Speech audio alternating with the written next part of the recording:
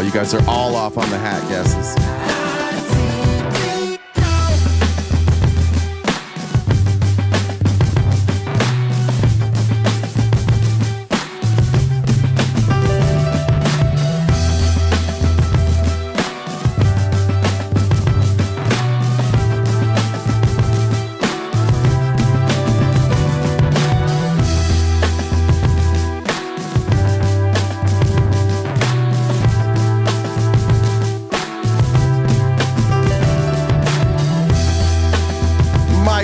Check.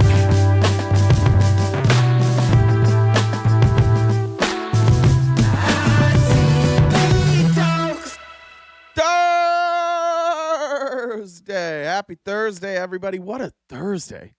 I don't know if life gets better than this Thursday.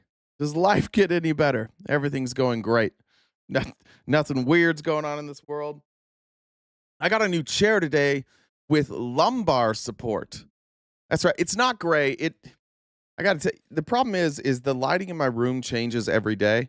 And so I have to adjust the filters and what I wear because I have a green screen behind me. I have to adjust the filters every day to like blend it. You can even see like I didn't do a great job today. There's a little bit of green edging here. Shout out to the conservatives when I said edging there. And so this is actually like a tan. I would say like a dark cream, a very dehydrated. Let's call it a dehydrated cream color. It's not gross, I promise. All right. I don't have it here. Jen probably does. I thought because we haven't we missed date night with Admir. I thought maybe tonight I would go live and just do a debate. So I was thinking of like I was reaching out to some people just saying like, hey, can you debate tonight? We'll just do a long form debate, one-on-one. And I didn't have a lot of options, but there was one person that I knew I could always count on to debate, who would never run from a debate and loves to have conversations. I was messaging him over and over and over, and I couldn't get a hold of him. But turns out maybe older millennials in jail, so he couldn't answer because apparently, oh, there we go. You can always count on Jen. Yeah, apparently he looks tired. I guess this is a new selfie he put up. I guess maybe he's wearing a deep V, letting that cleavage hang out. Looking good though there, Joe. We got here. What is this? We've got a resisting an officer charge. It's weird.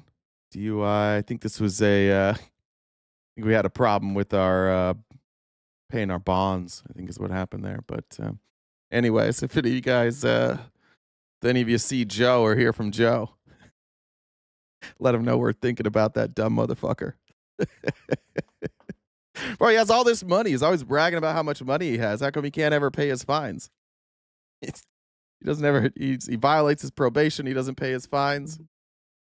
I don't know. I'm starting to believe maybe he doesn't have as much money as he says, or he just has an insane amount of debt. Who knows? The world will never know. Anyways, if you guys see Joe, tell him I said what's up. I will say this, like political, like there winds up being like some political rivalries if you're debating. And I think that there's a lot of people on the right that I have no problem with. I think their ideas suck, but I have no problem with. I will say this though, the people who have spent the most time publicly talking about me while I wasn't there, almost every one of them winds up with a mugshot. I don't know what that's about. I know MOD had one. Joe has one. What's his dick got? I guess he's not a conservative. Bobby got run off the app. I don't know what it is. I think you could say like if there are people who are talking shit about me in a live, they're probably a criminal. Like if they're taking time out of their day to talk about me, there's a good chance that they're going to wind up being a criminal. Valerie said, I guess the UN isn't our friend anymore. I guess they don't like our inhumane treatment of brown people. I know.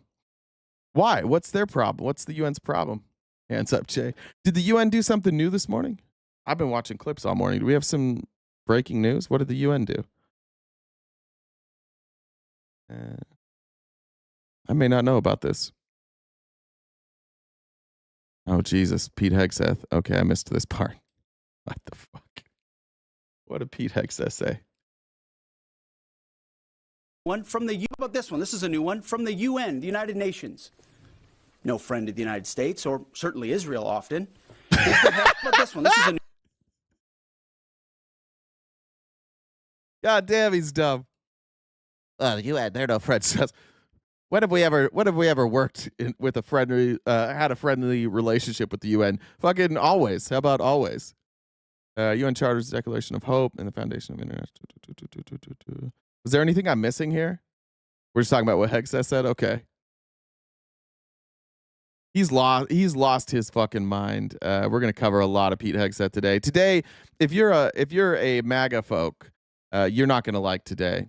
The whole show after we do headlines is just going to be a bunch of bureaucrats lying to the American people, refusing to tell them the truth, and it will be in the chat. It'll be MAGA cheerleading that. Yay!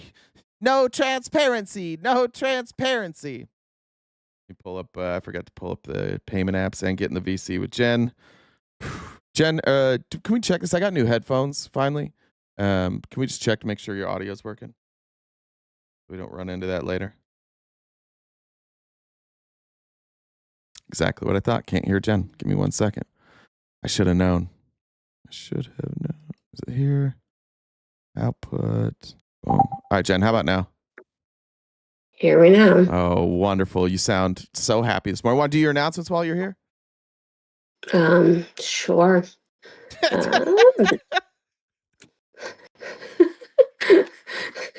All right. I'm glad this is so entertaining. Jay calls me this morning. He's like, "You sound great." I called Jen. She goes, "Hey." I start talking. Okay. It's just so much energy from Jen. Well, I have to say, like, I wake up early, but it's like I'm like going through my phone of things that I need to do before I actually move. So yeah, that's how I roll. We had a rough. Anyways, Jen and I had a rough morning. We won't talk about it, but it was a rough morning, wasn't it, Jen? You just made that sound so wrong and inappropriate. Go ahead. What the fuck is wrong with you? God, I can't. It's not gonna be the donations that don't make me quit. It's Jay's fucking weirdness. God damn. Anyway, so just want to remind everybody at the top left-hand corner is our gift goal. We need to knock that out each day so that we can keep doing this Monday through Friday from 9:30 to 1 Pacific time. So if you guys could help us out sooner the better, that would be amazing. I mean, between Twitch and YouTube, if we all sent $1, it would be pretty close to knocked out, pretty close. So if you guys could help us out there, that would be fantastic. If you haven't subscribed yet on Twitch, please do so. You can use an Amazon Prime sub and use Jeff Bezos' money. You'll have to renew that each month because it doesn't auto renew. YouTube, you can subscribe for free, but we also have 4 different memberships. If you'd like to help support that way. If you disagree, you can come on and talk. And how you do that is if you look at the Venmo, the username is the same Venmo username is my Discord. So you can DM me on Discord, add me over there, and I can bring you up and talk in real time. Also, fucking do it, Republicans. What? Do it. Why are you guys? They won't. It's been so many days. There was one day there were like 3 of you, and then we're not doing it anymore. I miss you. I miss you guys. I mean, you haven't talked about abortion. You haven't talked about things that have to do with women. That's true. In a while, so. That's true. I've got to talk about trans people and women's rights, and then they'll all show up. Yeah, we really need men to come in and talk for us. That's really helpful. Anyway, check out the link tree. We're on most social media platforms. We uploaded. So I was a little behind in the Spotify episodes. Uploading a couple days, I forgot about that. Yeah. But they're current now, so all of them should be there. A couple of people have mentioned that they had, that they had gotten, that they really liked viewing it that way or listening that way. So if you guys want to check out Spotify, that'd be cool. And Jay's on Cameo, and we've got merch. Pies in Jamaica are $2.50 a piece. Well, in the Bahamas and Haiti, they're $3. Okay. These are the pirates of the Caribbean. Oh no, Pirates you of gotta the go. Caribbean. You I gotta know it go. was not a good. You gotta It's an go. old one. I need to update my list. So bye. What's up, Callie Cam? Good to see you here today. I do remember yesterday when I was supporting known communist mayor elect. We'll say it now because he's gonna win. Oh yeah, that's what we were doing yesterday. We were promoting communism. Good to have you here today. What do you care? I'll give you $20 if you can explain communism. Here is Michigan State Senator Jonathan Lindsay, a Republican from Allen, Wisconsin, and took to the floor yesterday in the Michigan legislature to deliver an absolute gem. Look, he's shit talking. I want to do this because I don't want to say that I think he's being serious here. He's shit talking. What he's saying is like, you guys are always talking about Trump, so this was his way to shit talk. But he lost. He lost this exchange. A lot of people in America have come to think. Let's see if I can have volume up. A lot of people in America have come to think of President Trump as a sort of father figure. And indeed, this morning, we even saw the leadership of NATO refer to him as daddy. So maybe in these resolutions going forward, we could have a little bit of recognition of like daddy Trump is who we're going to oppose or something like that. Get creative with it. But in the meantime, please vote no on these resolutions. Thought he had a good moment. And he probably clipped it right there. He probably put this out on his social media, clipped it. All the Republican morons are like, nice, nailed him. But I bet he didn't leave this part in. You don't want to know what daddy means in my community.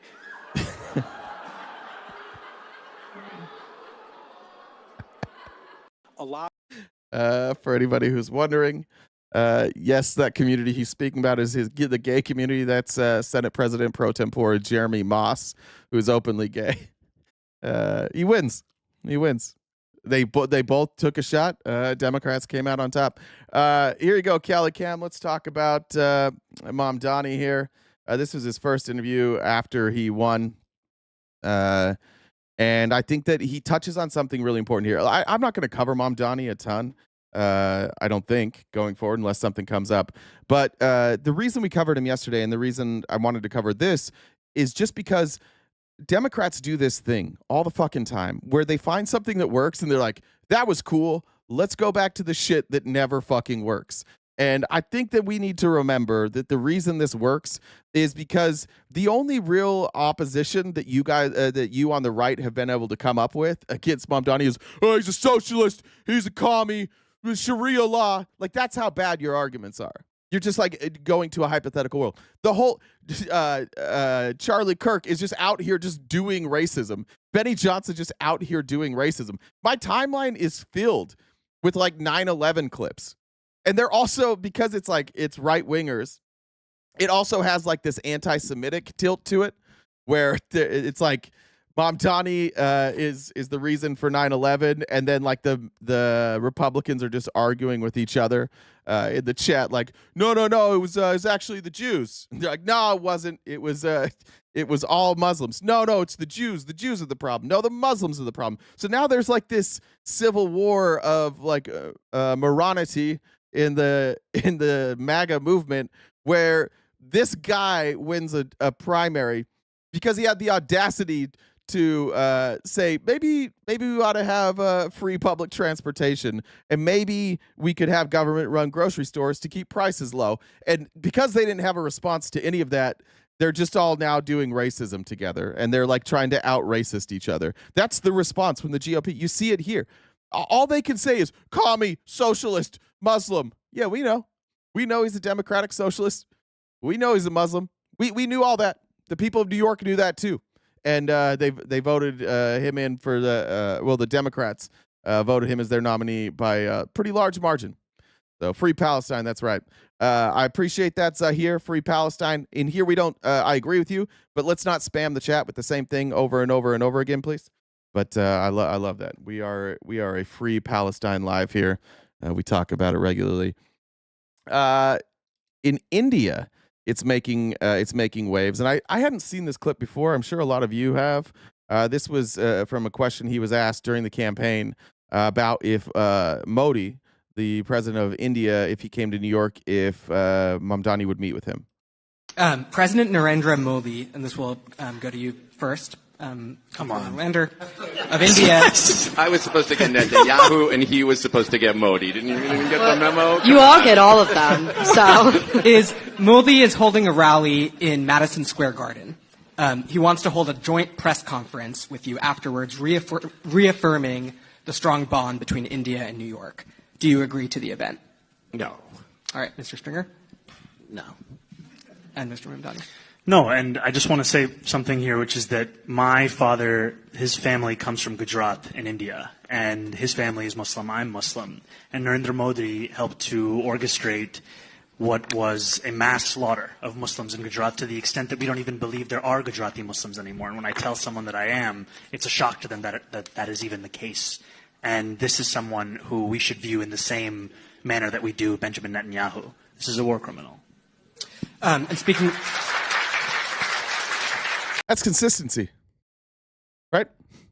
This is a guy who consistently stands up against war criminals. That's what you guys are actually opposed to. Just so you're clear, you're opposed to him because he's opposed to the powers that be that have drug us into war forever, that justify the wholesale killing of innocent men, women, and children all over this world. And he's not about that life. And so that's why you can't really level any accusations against him. What are you so mad about? I saw somebody say, what did you guys say earlier, that he wanted what did you say that he wanted to replace the police with social workers? It's not even true. It's not even true. He just wanted a branch of the police or a branch of first response. If somebody's dealing with a mental health crisis, why not send somebody who is used to dealing with that? You can send the police too. But the last person you want, especially, I don't know how much you know about NYPD. They're not really great at de-escalating.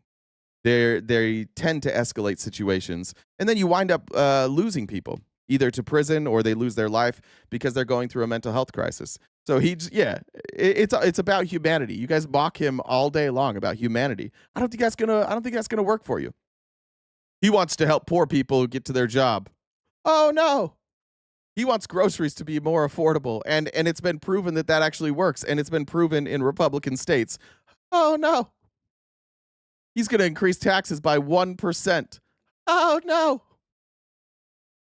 This is all hysterics. And the thing that I don't get with you that are here is how you don't see that you're just being manipulated here. How do you not get that? The only people who are going to see less money are the ultra wealthy in New York.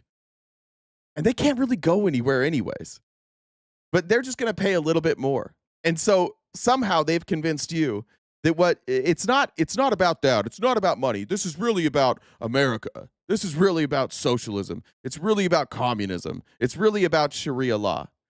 Do you guys, is it lost on any of you that you all have the same 4 fucking arguments? Where did those come from?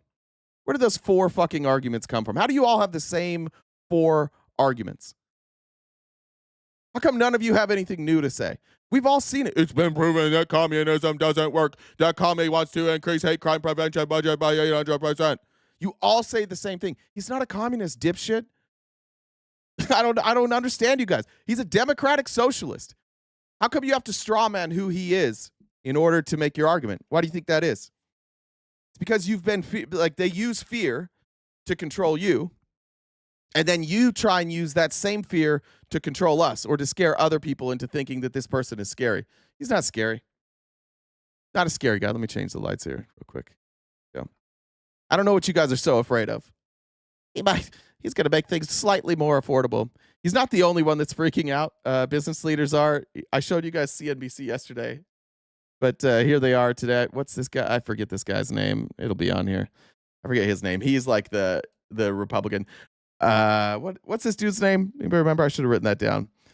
He watch how little he actually has in terms of a concrete argument here. He can't even figure out what the fuck he's afraid of. He has no idea. So he goes to this absurd argument, taking a clip from a movie and saying this is what Mom Donnie wants. I don't want to go here, but Gotham. Have you seen what Batman is up against in Gotham and what the guy running for mayor is up against? That's what it reminds me of. They're taking Wall Streeters and making them walk out onto the ice in the East River in hope. Raising the corporate tax rate in New York City is the exact same thing as from Batman when they walk the rich people out onto the ice. It's real. This is real. This is CNBC. They don't know. The fear-mongering works top to bottom. They have no idea. He just thinks he's going to have a little less money, so he's doing fear-mongering. Oh, they're going to shove us in a river. And then they fall through. Yep. I mean, there is a class warfare that's going. So what's happened here? All right, Barbara, where? Let's talk to Barbara. Where have we witnessed Mom Donnie's model before?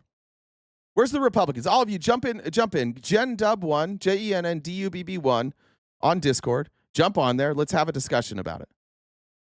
What part of his model have we tried somewhere else that didn't work? Out of the where we got the grocery store thing that happened in Florida in a Republican county, and it worked really, really well, and they're still doing it. Free public transportation that works all around the world. What are you talking about? Nothing? Yeah, that's what I thought. I think eat the rich type.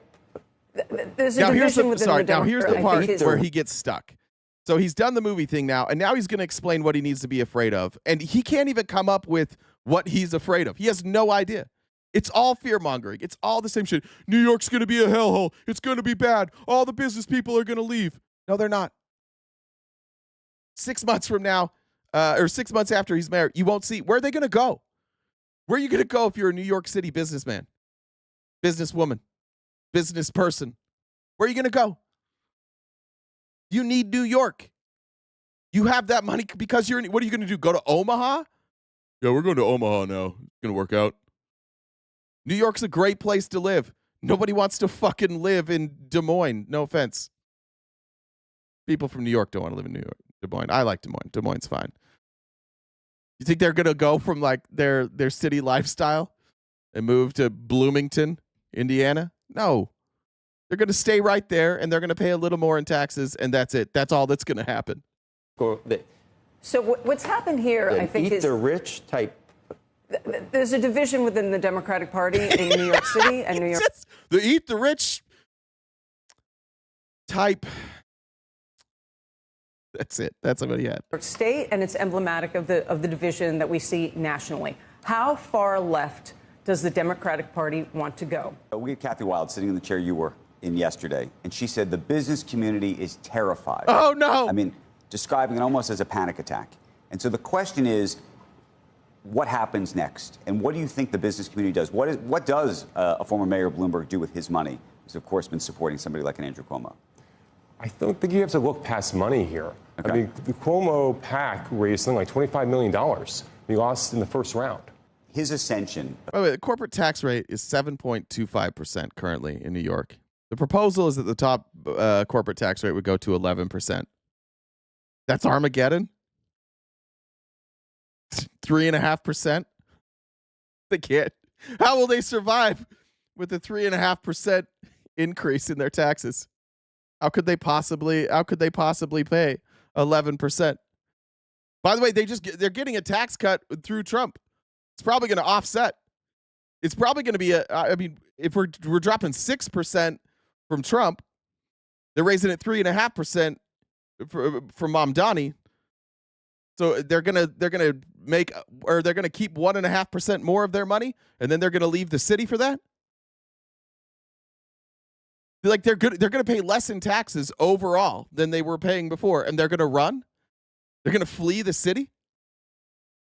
This is I don't know. Like, if business leaders are freaking out, tell them to shut the fuck up. They're gonna pay less. They just want to keep more of their money. That's it. They just want the tax rate always needs to go lower. That's their thought. Toughen up, folks. Johnny said, "Good morning. Good morning to you all too." Yeah, thanks, Johnny. Bean says Rubio looks like he's rotting from the inside. Effectively, is a indictment of the way the quote-unquote establishment in New York has approached this city and its citizens. I think that every once in a while the establishment gets surprised. We saw it with AOC beating Joe Crowley, who was in line to be Speaker of the House. But I think if you looked at the underlying trends of this race, it was very clear it was going to be a two-person race and that race tightened considerably. And the people need... That's an interesting way to put that. It was a two-person race and it tightened considerably. No, it flipped. You had Cuomo that was leading by like 30%, and then Mamdani was leading by like 20%. It flipped. It didn't tighten. It reversed. It's not like you had these two people, then it's just like it got closer. No, it flipped. Competency is a great quality, and Andrew Cuomo has it in spades. However, it doesn't motivate people to the polls. And the public polls call people and they ask people, who are you going to vote for? But they misjudged the enthusiasm that Mamdani's supporters had, and Cuomo just didn't have people that were willing to, leave their houses and residences and go vote for him. And I think that, ability of Mamdani to bypass the media and speak directly to people was really compelling. But you think he's the next mayor? If you had to bet today, it's highly likely he'll be the next mayor. And if that's the case, I think we all want to be incredibly successful. Yeah, heaven forbid. We're freaking out about a slight corporate tax increase. That's what we're freaking out about. Do you understand? Like, for those of you Republicans here, do you understand you don't have an argument here? Where has capitalism worked? It's not working here, is it? Is it easier? Is it easier now? No, not really. Was it better 30 years ago to start a business? It was a lot easier to start a business 30 years ago. Was it easier to create a business you could hand down to your family 30 years ago? Sure. It's a silly argument, and I'll side with the Republicans here too. I don't think socialism works. I don't think communism works. I don't think capitalism works. Because people are individuals, and people all have their own thoughts, and people all have their own ways of doing things. And most people aren't ideologically driven when it comes to like economic structures and economic theory, including myself. I don't know. I have no idea where you would put me on a political spectrum. I just want things to be better. So I don't care. And this is how they divide people along political lines. They tell you that you have to just go along with capitalism because socialism would be worse. Well, just don't do either. We already have a mixed economy. We don't have capitalism now. Every single time we've done anything, they're like, oh, here comes socialism. When we did Medicare, here comes socialism. When we did Social Security, here comes socialism. Pay the police, here comes socialism. Public libraries, here comes socialism. Public school, here comes socialism. We already have elements of socialism. We have a mixed economy. The mayor of New York cannot change the economic structure of New York City. They just can't. Stop being somebody who's that easily duped. There are no socialist countries. There are no capitalist countries. They all have mixed economies. So why we bother arguing like is capitalism or socialism better is absolutely fucking beyond me. Why don't we just say like what's better in this scenario? Is it better for New Yorkers to all have public transportation? Yes. Can they afford it? Yes. How can they afford it? Tax corporations a little bit more. Can the corporations afford to be taxed a little bit more? Yes, especially with the tax decrease they're about to get from the federal government. You're telling me that these businesses, like, let's just be honest about it. They're not going anywhere. They're saving money, and they're telling you socialism bad, don't support this. It's crazy. It's the same shit. Like I think what Kennedy was the first Catholic, right? That was the first Catholic that was ever elected to the presidency. And if you don't know this, like it was a big issue, especially from like Protestants, especially the Baptists, Southern Baptists specifically. It was a point of contention. The point of contention was, oh, this guy has an ideology that's different than ours, and he's going to implement this ideology. And what did he do? He was just a president had a lot of sex, wound up being assassinated. Did the country become Catholic? No, I worked for Mitt Romney. That was when we were out knocking doors for Mitt Romney. Probably the most common thing anybody ever brought up was he's Mormon. He's going to try and turn this into a Mormon nation. Well, he was the governor of Massachusetts, and he didn't do that. The governor, they're not all closed on Sunday in Massachusetts. In fact, as the governor of Massachusetts, he didn't really want to do universal health care, but everybody in Massachusetts did, so they did it. And guess what? Their state operated at a surplus. They paid for it. He just said, fine, if we're going to do this, we're going to pay for it. We're not going to go in debt. And they said, okay. And they balanced their budget. They had a balanced budget the whole time they were doing universal health care in Massachusetts. And what were the Republicans saying? What were they all saying when they were advocating against it? Oh, socialism, it'll destroy our economy.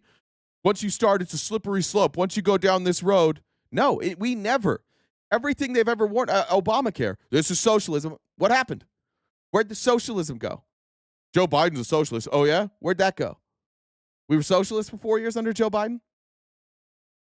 I really honest to God, despise like economic theorists who think that their theories are proven. None of these economic theories have ever been proven to, one, work on their own, and two, nobody's ever done them. Literally, nobody has ever done them. They just take principles. And I like the principles of socialism. I like some of the principles of capitalism. I like the idea of capitalism that I could help somebody. I could invest in a company and I could help somebody build up a company. I like the idea of that. But then I don't like the idea of crony capitalism. I don't like that when capitalism gets completely wonky and 1% of the people own 60% of the wealth, now it's a rigged game. So now it sucks. It's fucking shitty. Capitalism sucks right now. So what do we have to do? We have to redistribute that wealth. We have to force that wealth to circulate. And then fine, maybe it'll be good again to open a business.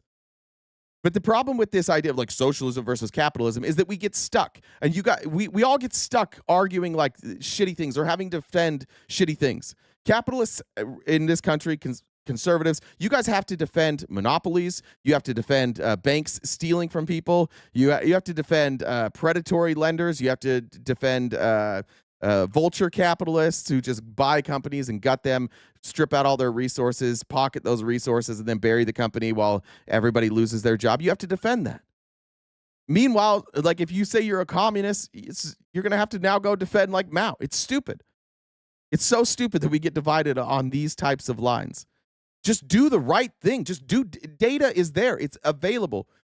Does it work when governments run grocery stores? Yep, it does. We have the evidence in red states. We have evidence in Chicago. In Russia, we have evidence. It works. Does that mean that we should do full-blown socialism? No, it just means we should do that thing. Just do things that work. And what Mamdani is presenting to New York, and the reason people voted for it, is because the way he presented it makes sense. And you guys, your fear-mongering isn't enough. Better, honestly. I think you should make better arguments. I don't think it's a good argument to be like, oh, capitalism is the best, communism's the worst. I think you just need to understand what you're advocating for a little bit better, and then maybe we can have a real discussion on what works better. Jamar said, Jay and Jen's rough morning. Wasn't that rough? I just made it awkward, that's all. I just do that. It's kind of what I do. All right, where's my outline? Here's Piers Morgan. He had on Candace Owens yesterday. And I'm going to stop doing this thing that bothers me when I hear other people do it and I try not to. I'm going to try and stop doing this thing where I say, I disagree with Candace Owens, but because who cares? Right? I think everybody knows where I'm at. Here's Candace Owens on Piers Morgan saying exactly what we all want to say to Piers Morgan. Are you done with Donald Trump, or could you see a way that you would end up perhaps voting for him? Oh, you can't run again, obviously, but would you support him publicly again? So I want to be clear. I don't regret voting for Donald Trump above Kamala. I think he was the better candidate, certainly a better candidate above Joe Biden. But what I will say is that he's been a chronic disappointment. And I feel embarrassed that I told people to go vote for him because this wasn't going to happen and it is happening. But I just think that the picture of politics in America is going to look very differently because of his actions. So I don't know where we go from here. I really don't. But this is not the candidate that I voted for. It's just so refreshing to see like a few people not suck this guy's dick. You know what I mean? It's just refreshing to see somebody be critical sometimes. And I appreciate that out of Candace Owens right now. Here's Representative Morgan McGarvey. He's from Kentucky. And wait, did I put this down here? Hold on, let me make sure I don't have this down here. Let me skip that actually. I'll add that later. I don't think it's supposed to be there. Now I got to figure out where I'm at. Oh yeah, let me show you this. This is Chase Oliver tweeted this out this morning. Chase Oliver was the Libertarian candidate for president, and he tweeted, "If you can't at least say this is excessive and a waste of resources, then you're just in denial. Even if you want robust immigration control, dozens of officers and flashbangs for one old man is a waste of time, money, and manpower. I'd prefer we stop seeing this militarized terror being put onto our hardworking immigrant neighbors. I wish police put this much time and money into solving violent crimes." I honestly, like when I first saw this, I thought this must be a violent criminal. But listen to this story out of Oceanside, California. Both of my parents had been taken, and then that's when I broke down in tears. Heavily armed federal agents delivering an early morning wake-up call to Kevin Robles and his little sister Raquel. They sent a drone inside and used flashbangs before entering the home themselves. Okay, violent crime. I get it. You're a drug dealer. You're a human trafficker. You're nervous about people being violent inside the house. So yeah, you come in there with flashbangs, you break down the windows, you point guns. You must be a very violent criminal. I never thought it was going to happen, especially to my family. The agents were executing a sealed warrant for the arrest of their father, Arnoldo Robles, on one charge of being a deported alien in the U.S. It was scary imagining just opening the door and getting received by like 20 lasers pointed at you and all these rifles. Their neighbor Ara Rocha watched it all unfold and says the firepower didn't match the threat. I know you guys are doing your job, like we all have a job, but there's ways of doing it. Why the necessary of breaking windows? Of bringing 30 plus armed people. They ultimately, because they are bitches, because they're lazy, because they're not trying to keep America safe, because they have a quota. And you can see on video, you can go on Twitter, you can see there's videos of them like counting. Oh, we got 31 today, 32 today, 33 today. And they're celebrating how many they got, like they're going fishing. So they're going for the lowest hanging fruit, and they are bitches, so they're in full body armor, and they probably think it looks cool too. This guy's just here illegally. We break his windows, throw in flashbangs, point guns at children. Who, by the way, you notice the children didn't get taken away. So we have the federal government pointing weapons at United States citizens who are inside their own home, who just had the United States government break their windows. That's what we voted for, right? Some of you probably did. I think most of you here today, and I think our audience is getting tired of you. Like, you're bad at shit talking today. You're really fucking bad at shit talking today. And I don't know if you're paid. I honestly don't know. Like, I think some of you may be paid. Some of you just are miserable. But there's no way. If I would have said in November, what Trump's going to do is he's not going to go after violent criminals. He's going to go after everybody here illegally, and he's going to break into houses of legal citizens. He's going to point weapons at legal citizens, and he's going to put all these ICE folks in masks. And that's how they're going to do deportations. Some of you would say, I voted for that. And to you, I would say, go fuck yourself. You're honestly, you are a very bad person. You cannot support this and consider yourself a good person. This is terrorizing. This gives people will remember this for the rest of their lives. I've had a break-in. I've held somebody at gunpoint. I think about that every fucking day, and I was the one pointing the gun. Imagine being the person inside the house, seeing a bunch of masked people show up and point guns at you. That's going to affect you the rest of your life. Why? Because their dad committed a misdemeanor. We've got a new subscriber. I just don't think this is who we are, and it's a little embarrassing that you guys are on board with it. And I do. I just think like no matter what Trump does, you're good with it. If tomorrow he came out and he was like, you know what, we're not gonna do masks anymore. We're gonna only go after violent criminals. No more breaking into houses. The same people here cheerleading this tomorrow would show up and be like, what are you gonna complain about now? See, Trump fixed it. Yeah, but you didn't. But you are just still following him. You'll change your mind the second he does. It's a weird thing. It's a weird obsession you have with this guy. Led Robles, his wife Angelica Ortega, and their 2 teenagers out of the home in handcuffs. My cuffs were tied to the mags, and I was telling them if they can. U.S. citizen, cuffed. You can see the marks. Cuffed at gunpoint. United States citizens dragged out of their own house. And loosen them, and they're just foul language, like saying, "Oh, stop being a."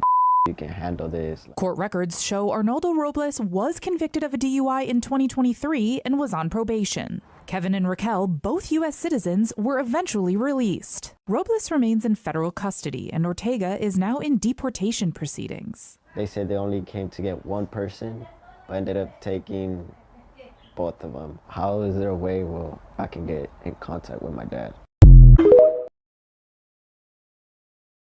Go ahead. You can keep supporting that. Look. That's not going to be a good message. Outside of politics, that's a losing strategy politically. But just like as a human, as somebody who likes to travel, as somebody who likes to talk to people from other countries, it's tough. It's tough having to defend that. I'm not proud, and I'm perhaps even less proud of the people who are cheerleading it. It's the same. It's the same in any tragedy. The people that sit on the sidelines and cheer on violent behavior or cheer on inhumane behavior, I just don't get it. I don't understand this type of political loyalty that allows you to cheerlead the mistreatment of American citizens for somebody who's just like obviously apparently works here. They got a DUI once. And so we have to mistreat their whole family. I wonder. I'd like to see the body cam footage of when they went and got our friend, older millennial. Apparently, there is some, by the way. We just don't have it yet. Let me go. This Donald Trump is very upset this morning with Jerome Powell. The reason I want to show these 2 clips back to back is Donald Trump calls a lot of people stupid, and Donald Trump is stupid, which is we call it projection, and he's very upset with Jerome Powell. But I'm going to show you this clip of Trump talking about Jerome Powell with no specificity other than to just call him names. And then I'm going to show you the clip of Jerome Powell explaining things. And you tell me which one of these people understands economics, which one of these people understands what they're doing and why. Thank you. Thank you, Mr. President. You were criticizing... Where are you from? Bloomberg News. Oh, Bloomberg. That's wonderful. You were... It's so weird, his reactions to each CNN, fake news, Bloomberg. Oh, that guy gave me money. You're wonderful. You were criticizing the Federal Reserve Chair before coming to this summit. Yeah, I think he's terrible. I was wondering if you've begun interviewing different candidates for the Fed pick. Yeah, I know within 3 or 4 people who are going to pick. I mean, he goes up pretty soon, fortunately, because I think he's terrible. We have no inflation. We have 2.8% inflation. We have 2.8, maybe it's 2.3. I can't remember. It's 2.8 or 2.3. I feel like we don't have zero inflation. This guy's why are you guys cool? Why are you cool with him just always he just never tells the truth. He just never gives an accurate picture of what's going on. We have inflation. If he wants to say inflation's steady, I agree. If he wants to say inflation is in a good spot, I agree. We have inflation. Tremendous economy, hundreds of billions of GDP growth in the first quarter was negative 0.5. It was our first retraction in years. Booming they just today they came out and they had to reverse the number. Negative GDP growth in Q1. Dollars of tariff money is pouring in. Factories are being built because they don't want to pay the tariffs, so they're building them all over the country. None of that's true. We don't have trillions of dollars coming in from tariffs. How much have we raised in tariffs? How much have we raised? Let's see. What do you guys want to guess? Anybody know off the top of their head?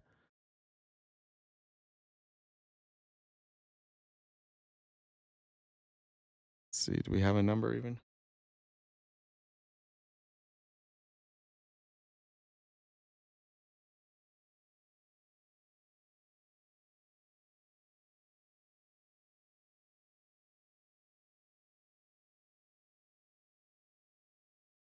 Oh yeah, we do have 2.3 is the projection.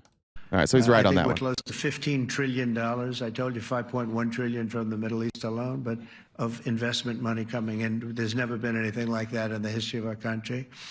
But we have no inflation. And said again, we do have inflation. We have borrowing because Biden, stupidly, they did short-term debt. So we have borrowing coming up. And, you know, we'll go 10 years, maybe longer, maybe shorter, but we'll go a long period of time when we do the debt. And because of... I dare somebody to explain to me what he just said there. What does this mean? I dare someone. Coming in, there's never been anything like that in the history of our country. But we have no inflation.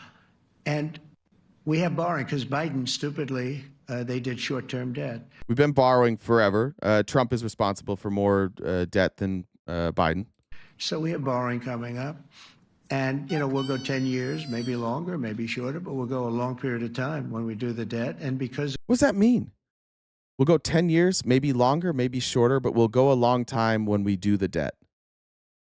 I dare somebody in the chat to tell me what the fuck that means. What does that mean? What does that mean? It's saying I didn't already ran up the debt and he's going to add more to it. It might take 10 years or more to pay it off. I don't know what you're saying. Well, we're not, but they are raising the debt. He just asked for an increased debt limit. The big, beautiful bill, if it passes, increases the debt. We're on his last tax proposal, which is increasing the debt every single day. So, yeah, I have no clue what that means. Nobody knows what that means. Why do we still pretend this guy's not a fucking idiot? Nobody. That doesn't mean anything. He has no fucking clue. That's why when Rubio talks about him or everybody, Lutnick, they all go, he has great instincts. No, he just agreed with you. You gave him advice. He agreed with you, and you're like, yeah, he has good instincts. He may not have understood it, but his gut told him I was right. That's all that means. That's why Rubio said it yesterday. He has great instincts. Oh, you mean he was cool with bombing Iran? That's what you meant? Because that's what you wanted him to do? Because of him, because of this guy, we will have to pay for years. We'll be paying for him. And I said to him, listen, there's no inflation. He says, but maybe there'll be some. That's true. I said, if... No, he said maybe there'll be more. Amy said several countries are currently experiencing positive GDP growth. Notable examples include Guyana, India, China, and various other countries in Africa and Asia. Thank you. Suno said, can you distribute some wealth my way? I'm broke. It's a wild thing to ask for when you sent me money, but thank you. If there is some, what you do is raise the rate. I'm okay with that. You raise the rate in 2 years from now or a year from now. But because the rate's high, we have to pay more for debt. It's pretty equal. In other words, if it's 4%, it's 4%. If you drop it a point, you'll pay 3%. You know how else you could avoid paying more for debt? Stop going in debt.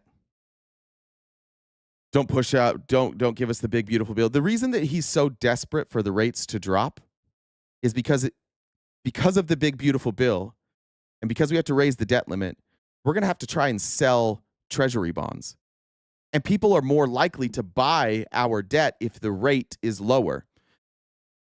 He's telling you the shit that, like, every day they've been telling you for the last couple months, every day. Oh, does not raise the debt. It does not raise the debt. It does not raise the debt. Then why do you care about this rate? Why are you talking about selling debt then? If this doesn't raise the debt, why are you talking about raising rates where you would sell treasury bonds? You see how they just lie to you? Of course they know. Of course they know it's going up. But he made a campaign promise to you, and he knows that you're not smart enough to figure any of this shit out. So if he just says it's not raising the debt, even though every economist in the world says it's going to raise the debt, if he just says, nope, you guys believe him. He's right here telling you that he's mad at Jerome Powell because Jerome Powell won't lower the rates that he can sell debt at.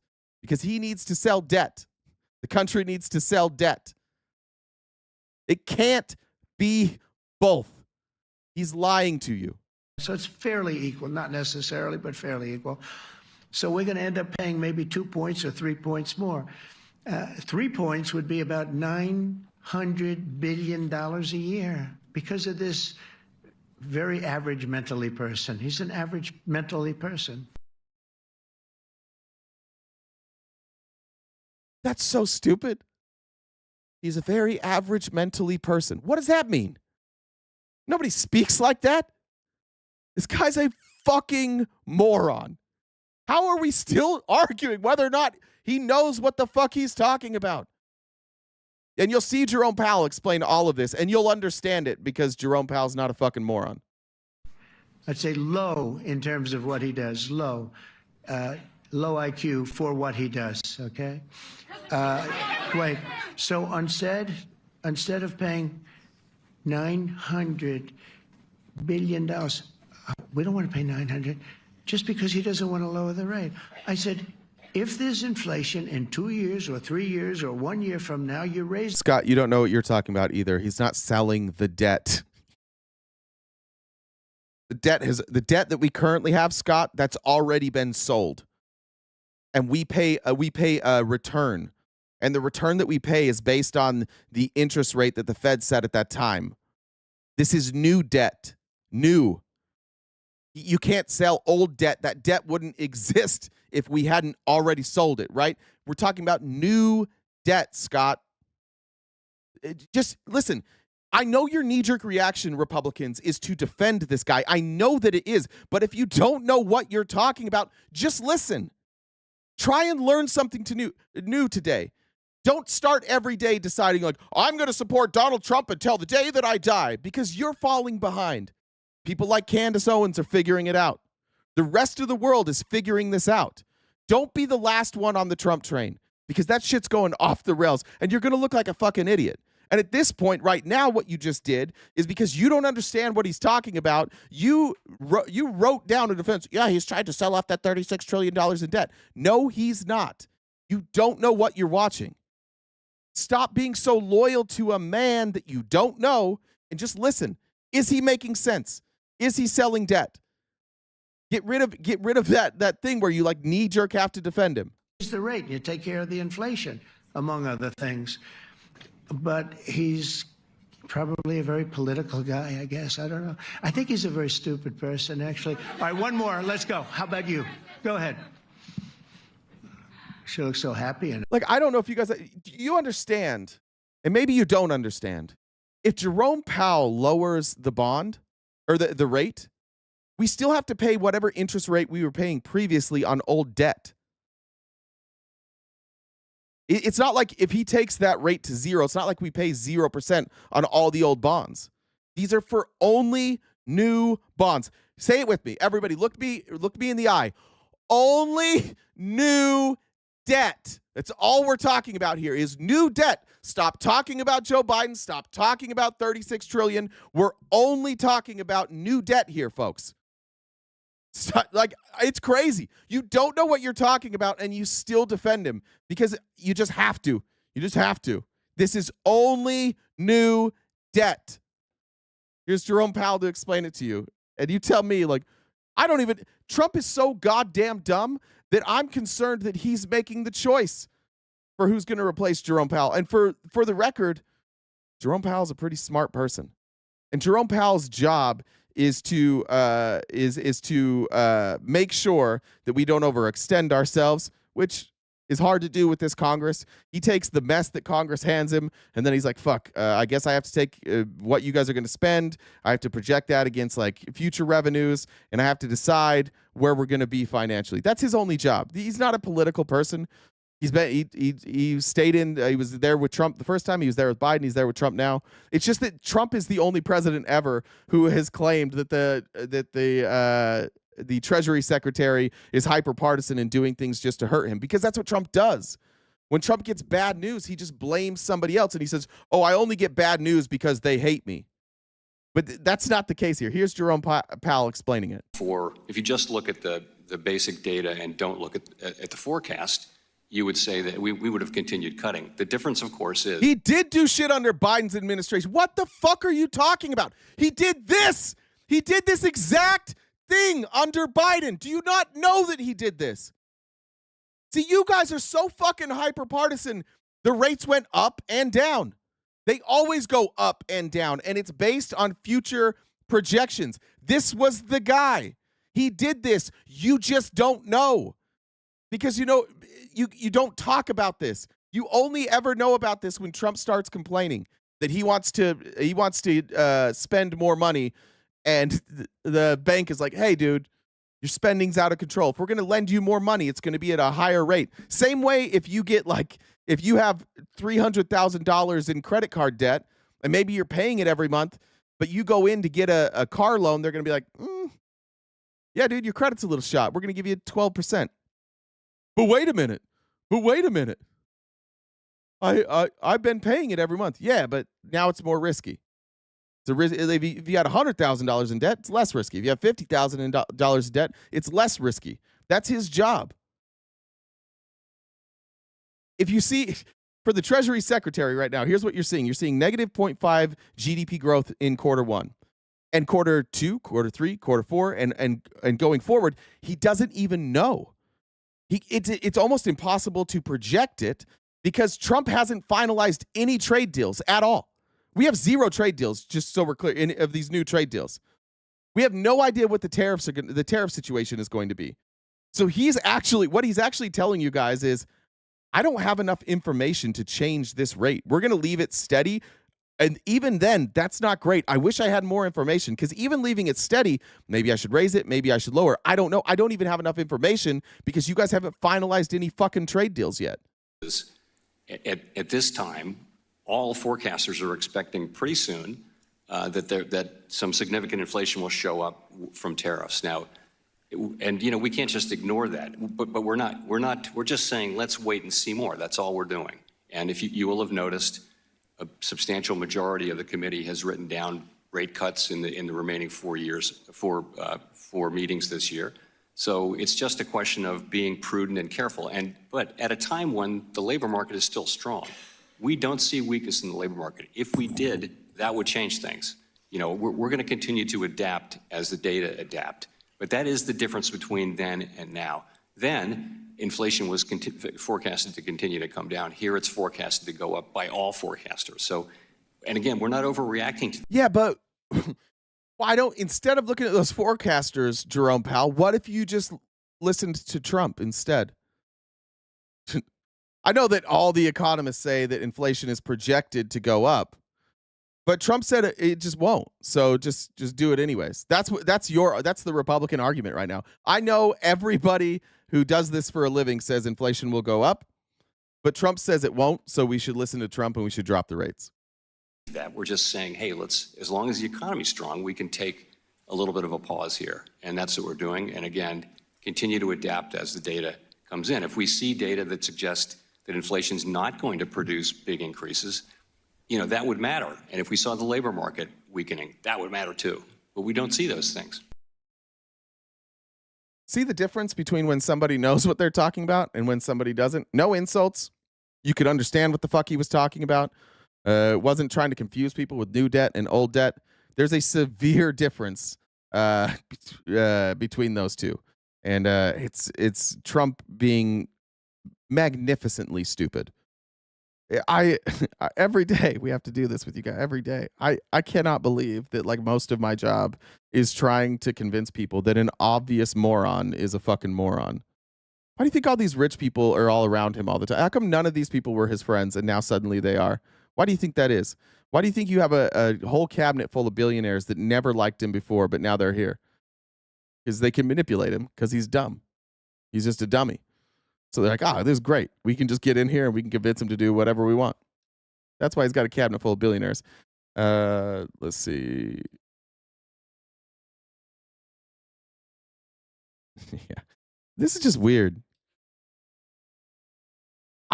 I know there's an explanation for this. And I'll explain it in a minute. But the fact that there is an explanation for this and that people accept this as an explanation shows, and this isn't a Trump problem. This has been going on for years. Trump is just maybe the only one who actually has said it. I guess we can give him some credit for that. This is a bizarre thing that we do militarily. 18 missiles were shot at us the other day, and they were very nice. They gave us warning. He's talking about the missiles that were launched from Iran on U.S. bases. They said, we're going to shoot them. Is 1 o'clock okay? They said, it's fine.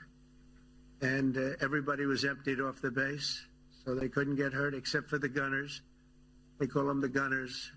And out of 14 high-end missiles that were shot at the base in Qatar, all 14, as you know, were shot down by our equipment. 14 missiles. I think that's weird that Iran's like, we're going to bomb this base. And Trump's like, that's fine. Is 1 o'clock okay? Yeah, 1 o'clock's fine. That's a weird thing that we do. Like this war, whatever we want to call it, it feels to me to be so phony and so manufactured. It seemingly came out of nowhere. There seemingly was no real reason behind it. We didn't have any intelligence that said the Iranians had nuclear weapons or were even close to creating nuclear weapons. We just did it. Then we negotiated a ceasefire, and then both parties just kind of agreed to it for no reason. And then Iran's like, well, we have to strike you back. And Trump's like, yeah, I get it. Go ahead. We're going to do it at 1. Evacuate your base. Okay, we'll do it. Like, this whole thing seems so fucking phony. And by the way, during the time that we were talking about Iran, meanwhile, Israel's just like murdering Palestinians, like people queuing in line for food. This is a bizarre era right now. What was that war? What did we just do there? Why are we working like so well with Iran? Like we're bombing them, and then we're like working with them to coordinate their attacks on us. That's really it just like none of this seems right to me. We accomplished nothing. Iran's not even that mad. You don't think like Iran's not even that mad about it. Israel's not even like really mad about it. They're just back to bombing Gaza. It really does feel like it was like just one big distraction. I have no idea why. And by the way, what about the millions and millions of dollars we wasted for that? This is so fucking weird. When I've watched that clip 20 times today, just trying to figure out a way, like, am I missing something? Is this not weird? It's very strange how we do that. Here's Piers Morgan talking about exactly what I was saying about the Q. He's talking to I can't remember what their name is. These Israeli apologists. And when you've lost Piers Morgan as a Zionist, which you lost Piers Morgan about 2 weeks ago, like you've probably lost the battle. Now at this point, it's just Israel saying, fuck it, we're just going to keep murdering people. Hey, Just Billman, you were a former IDF spokesman. I've been exchanging quite lively... Pink said, how can you tell you're at a Mormon wedding? The bride's not pregnant, but her mother is. Posts on X with various Israeli ministers and indeed other commentators, specifically about what has been going on with these very large crowds of very animated Palestinians who've been lining up for the very meager amounts of food that are available to them. And I just thought it would be constructive, before I ask you about that, just to go through quickly how many incidents there have been since the end of May, specific to these lines of people who are queuing up for food, where there have been people who've been shot dead, and what the IDF said about them. So 28th of May, 1 was killed, 48 wounded. This is according to the Hamas-run Palestinian Health Ministry. The UN said that most of injuries were down to Israeli forces. The IDF said it fired warning shots, but not towards people. 1st of June, 31 killed, 200 injured. Again, the health ministry figures. Doctors said around 200 people arrived at hospital with gunshot and shrapnel wounds. The IDF called the reports false. 3rd of June, 27 killed, 37 wounded. Hospital director says 37 people arrived at a local hospital with gunshot wounds. IDF said troops fired at suspects, quotes, deviating from designated access routes. 7th of June, 6 killed, several wounded. The Civil Defense Agency said that there were 6 Palestinians killed by Israeli gunfire near an aid center. The Israeli military says it fired warning shots at suspects who approached them in a threatening manner. 8th of June, 4 killed. Again, the IDF said it fired warning shots at a group it deemed to be a threat. 9th of June, 6 killed, 99 injured. IDF said it was looking into the reports. 11th of June, 57 killed, 200 plus. Can you imagine being on the other end of this, of just like a list of people who were waiting in food lines and then just being read a list like here's how many people you killed this day. Did you hear some of that? Like some of the people got killed for deviating from the path that they were supposed to walk on. They deviated from that. Maybe they tried to take a shortcut. Maybe they wanted to go take a pee. Maybe they wanted a different view. Maybe they wanted to rest somewhere, and they were murdered for that. Injured. The IDF said it's looking into these reports. 14th of June, 15 killed. IDF said they fired warning shots at a group they believe posed a potential threat. 15th of June, 26 killed, 117 injured. IDF said it wasn't aware of gunshots at one site and is looking into events at another. 16th of June, 30 plus killed. IDF said troops fired warning shots at suspects approaching them and posing a threat. 17th of June, 51 killed. The IDF said it's looking into the reports. 18th of June, 11 killed. IDF said troops fired warning shots after a group approached them in a way that posed a potential threat. The 19th of June, at least 12 killed, 60 injured. IDF said suspects had attempted to approach forces and soldiers had fired warning shots. 20th of June, 23 killed, 100 injured. IDF said troops fired warning shots after people gathered nearby. An Israeli aircraft then struck several suspects who continued walking towards troops. 21st of June, 8 killed. IDF said it's looking into the incidents. 24th of June, at least 44 killed, dozens injured. IDF says it will review details of the reports. That's who we want. The IDF will investigate it. Don't worry. Don't worry, guys. We'll just investigate ourselves. Everybody look the other way. Number of deaths listed above 352. The UN says the number is actually higher at 410, but you can see the pattern there. And the reason I read them all out so specifically, Major Spielman, is you can see a pattern there where an incredibly large number of civilians are getting killed in these lines of people queuing up for food. And in every case, the IDF either says they fired warning shots, but don't take any accountability for hitting anybody or killing or wounding anybody, or they say we're looking into the reports, and then, strangely, we never get any further information. And at the same time, as I keep going on about, the IDF won't allow international journalists into Gaza at all unless... Well, sometimes they kill the journalists, too. Occasionally, they do let them in, but then they murder the journalists, too. How many journalists have been murdered now at this point? Imagine being a person today that's like, yeah, I still support Israel. It's in tightly controlled, very brief periods under their very tight control. So you put it all together, and pertaining to what Gideon Levy just said, there has been a series of appalling things happening while we've had our focus taken to what's going on with Iran. And I'm just not buying this argument from Israeli ministers that somehow none of this has anything to do with the IDF. Are you? Pierce, I think once again we're going back to the situation in Gaza, which we know there's one problem in Gaza, and that problem would solve all of this, beyond all the numbers. The problem is very simply what started this entire mess, which is Hamas. Killed 1,200 people. None of these people are Hamas that are dying. The callousness of these Israelis is fucking insane to me. Like, we're here in America, like we don't celebrate our government murdering innocent people. Fucking crazy, man. Like, the callousness, like, oh, it was their fault. I'm not going to respond to any of these innocent people being murdered while they were waiting in line to get food. Instead, I'm just going to say it was Hamas's fault.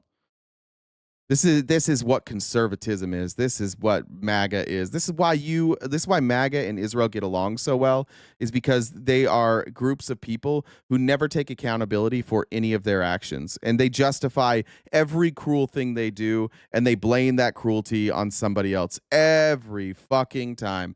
Every goddamn time. And that's what the rest of the show is going to be.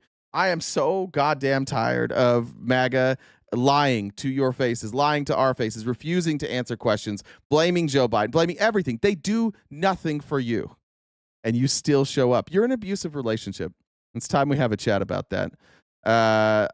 Let's jump into. I may come back to some things later, but I want to jump into some of these congressional hearings. We're going to start with actually not the congressional hearing yet. Let me go to Pete Hegseth's press conference this morning, because Pete Hegseth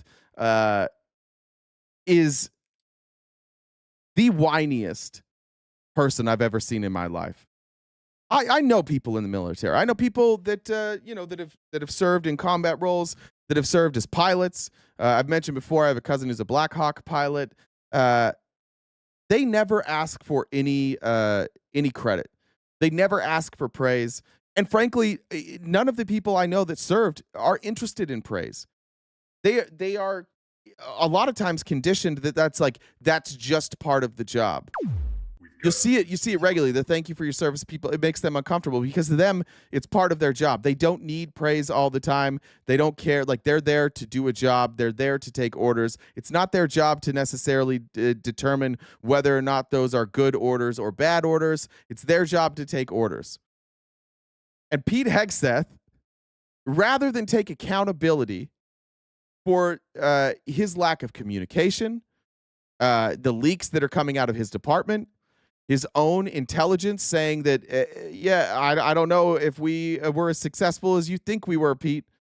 Rather than just say that's our initial assessment. We'll get more to you later, and we'll determine how effective that was. Instead of just taking accountability and answering the questions, Pete Hegseth takes every moment he possibly can to scream at the media about how they're not covering the right stories and how they just want to go after Donald Trump and it's not fair.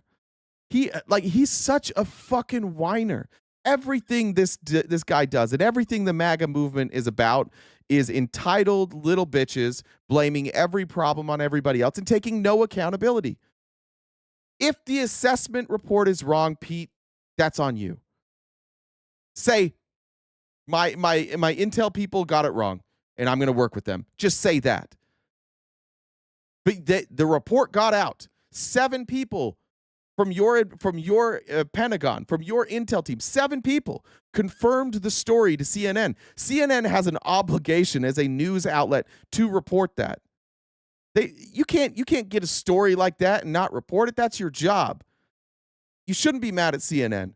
You should be mad at your own people. If the intelligence is wrong, which who knows if the intelligence is wrong or not, we'll find out. If the intelligence is wrong, that's your people. And this is what I'm most afraid of, if we're being honest. Complete incompetence out of Pete Hegseth. Complete incompetence out of Donald Trump. Thanks for the complete lack of accountability from both of them. But if we get intelligence 2 weeks from now that says that there was more damage done in Iran than the initial intelligence assessment said, then all of you are going to come back and you're like, see, you liberals are hysterical. And you'll miss the whole point. We aren't hysterical. These are his people. His people said this. What do you want us to do? Not react to that? Oh, well, they probably just hate Trump. It just was reported the way that it was reported. His people put out an intelligence report. He disagrees with it. Fine. Say that. Do you have to spend all of your time being the whiniest little bitch? The answer is yes. Because you, and I mean specifically you, the press, specifically you, the press corps, because you cheer against Trump so hard, it's like in your DNA and in your blood to cheer against Trump. Secretary of Defense. He's not a Fox News host anymore. What the fuck? That's the leader of our military. You guys, and he's so worked up. You guys are so mad at Trump that you reported a story that was leaked by my people. Don't have your people leak. Don't have a bad intelligence report then. Why are you mad at the reporters? That's their job. You fucking dipshit. How dare you report things that I don't like? Because you want him not to be successful so bad, you have to cheer against the efficacy of these strikes. You have to hope maybe they weren't effective. Maybe the way the Trump administration has represented them isn't true. So let's take half-truths, spun information, leaked information, and then spin it. Spin it in every way we can to try to cause doubt and manipulate the public mind over whether or not our brave pilots were successful. Now let's just do this thing I like. It's a little game I like to play. The game I like to play is called Where Did Those Thoughts Come From? Those thoughts came out of Pete Hegseth's mouth. Where did they start? They They started in Pete Hegseth's brain. Those are his thoughts. He doesn't know the thoughts of the journalists there. He has no clue. But he's projecting that onto them. And I wonder if his experience at Fox News, where they spin and manipulate stories every single day, and where literally his job was to spin stories. That was his job. He wasn't a news reporter. He was a personality. Not a very good one, by the way. Those thoughts started in his head and came out of his mouth, and he projected them onto other people. There's a reason no other Secretary of Defense has ever been like this. Whining and bitching about the media, dick riding the president, running cover for the president at every moment. Any other SecDef would have come out and said, we have other intel reports that are contrary to that intel report. We don't like that we had leaks, and we'll be reviewing those leaks internally, and we will present you with updated information as soon as we get it.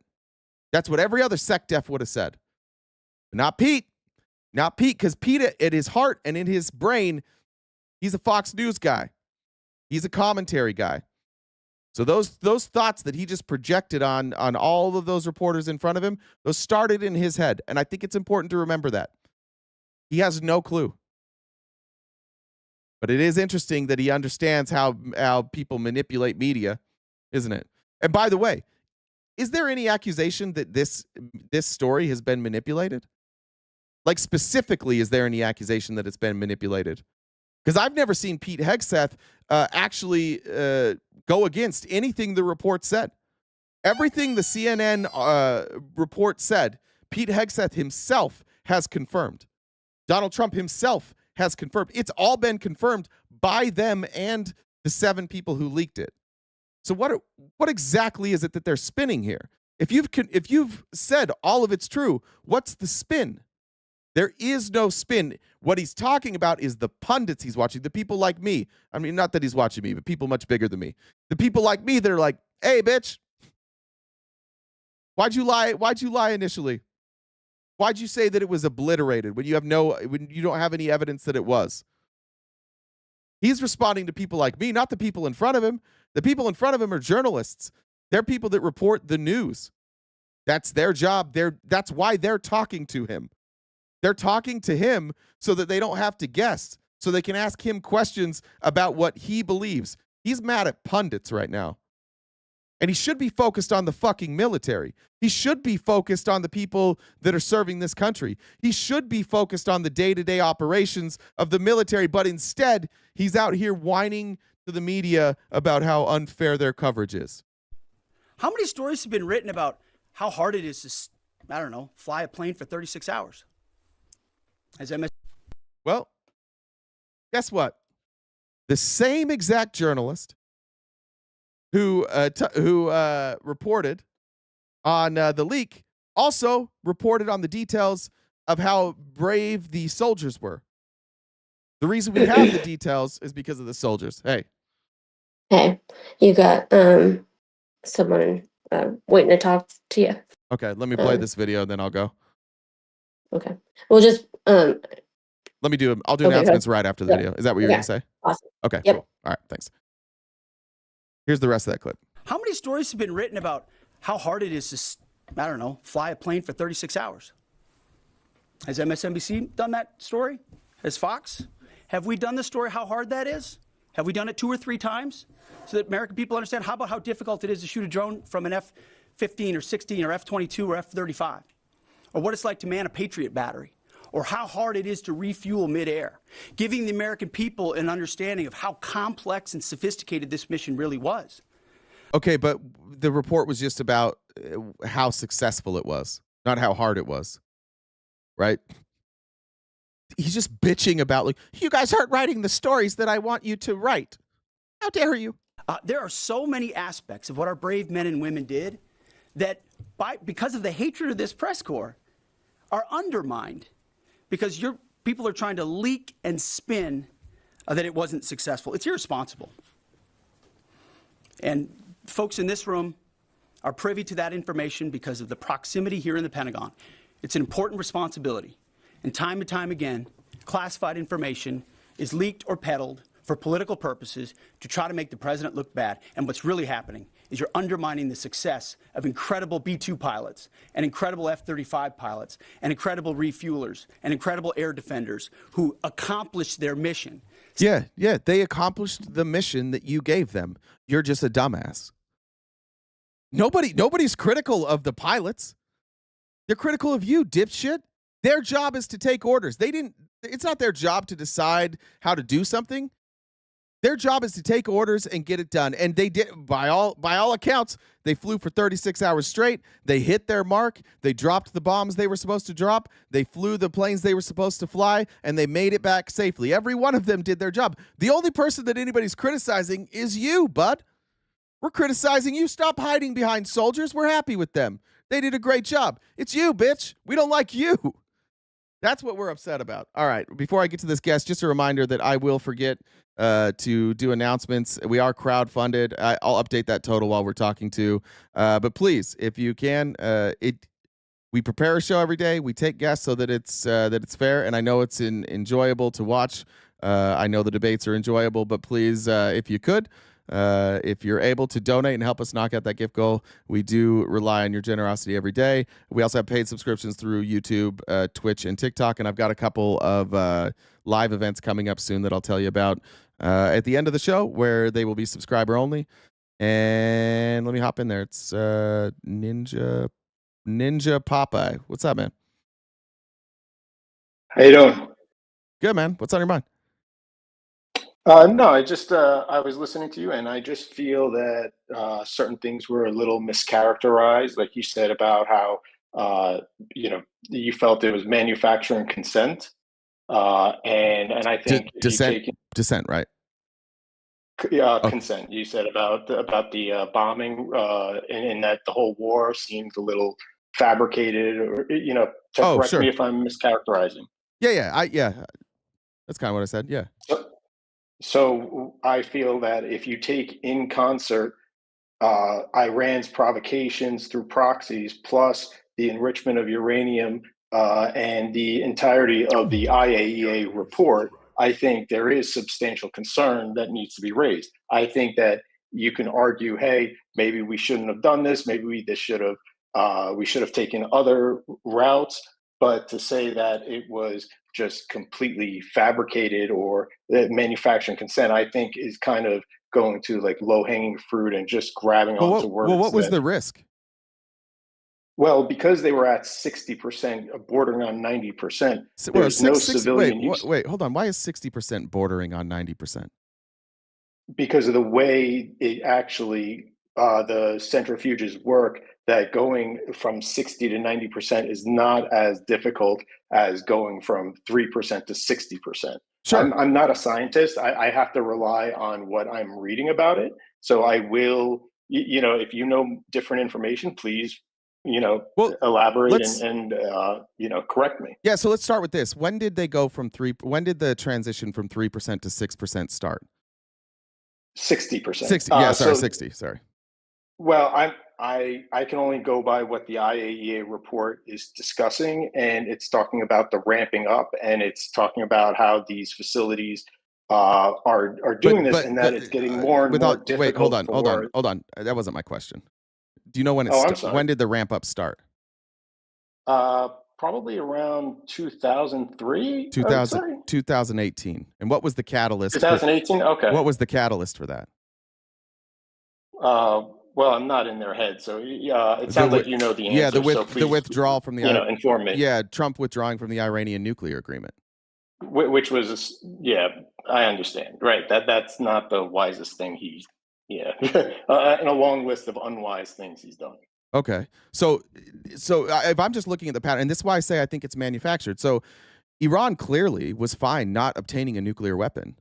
And they were fine not obtaining a nuclear weapon because they had protection via the United States, because the United States would inspect their nuclear program. And because the United States was inspecting the nuclear program, it stopped hostilities from Israel. So even though Israel, for some reason, they have nuclear weapons, God knows why, it kept Iran safe. And they felt comfortable not developing a weapon. But then we withdraw. Well, I think, but then we withdraw. I think you're adding in a lot. If you don't mind, let's pause Sure. right there, because I think you're adding in a few things that are assumptions that we can't assume. Because okay, we're not in 2018 anymore, so we have to deal with the way things are right now. And while you and I might agree, hey, if we were back in 2018, you and I might be on the same page. I'm not on the same page with you right now, because I'm looking at what they're doing, and I see, you know, they're saying, hey, I don't need a gun, but they're stocking up on bullets and scopes Correct. and gun cleaner. And I'm thinking to myself, hey, I don't like that. Yeah, you know, like, if you're doing all that, sure, what does but that tell you? a week before we bombed them, Iran said we will gladly rip apart, like take down our nuclear program, and we will gladly go back and we'll allow you to inspect it. Just take the sanctions off of us. Why didn't we just do that? Because that would be rewarding them for instigating. Instigating. Right. It's that they're saying, hey, just take these sanctions off. Why don't we get the sanctions off? Because they're being a responsible player on the international stage, not as a bribe to get them to not build weapons of mass destruction that they shouldn't be building in the first place. Well, listen. So here's the thing with Iran. Like, Iran agrees to to not proliferate their nuclear program, right? And then the United States withdraws from that agreement, and now Iran is left without protection. And so what if you're the leader? When you say, what do you mean by protection? Protection from Israel, their neighbor that has nuclear weapons for some reason. Why does not neighbor, but I understand, in the region, right? I mean, they can hit each other with missiles. I'd say neighbor. I'm just making sure that we're on the same page with facts. I'm not trying to gotcha or anything. But I'm a policy person. I don't really care sides. I want to know the policy.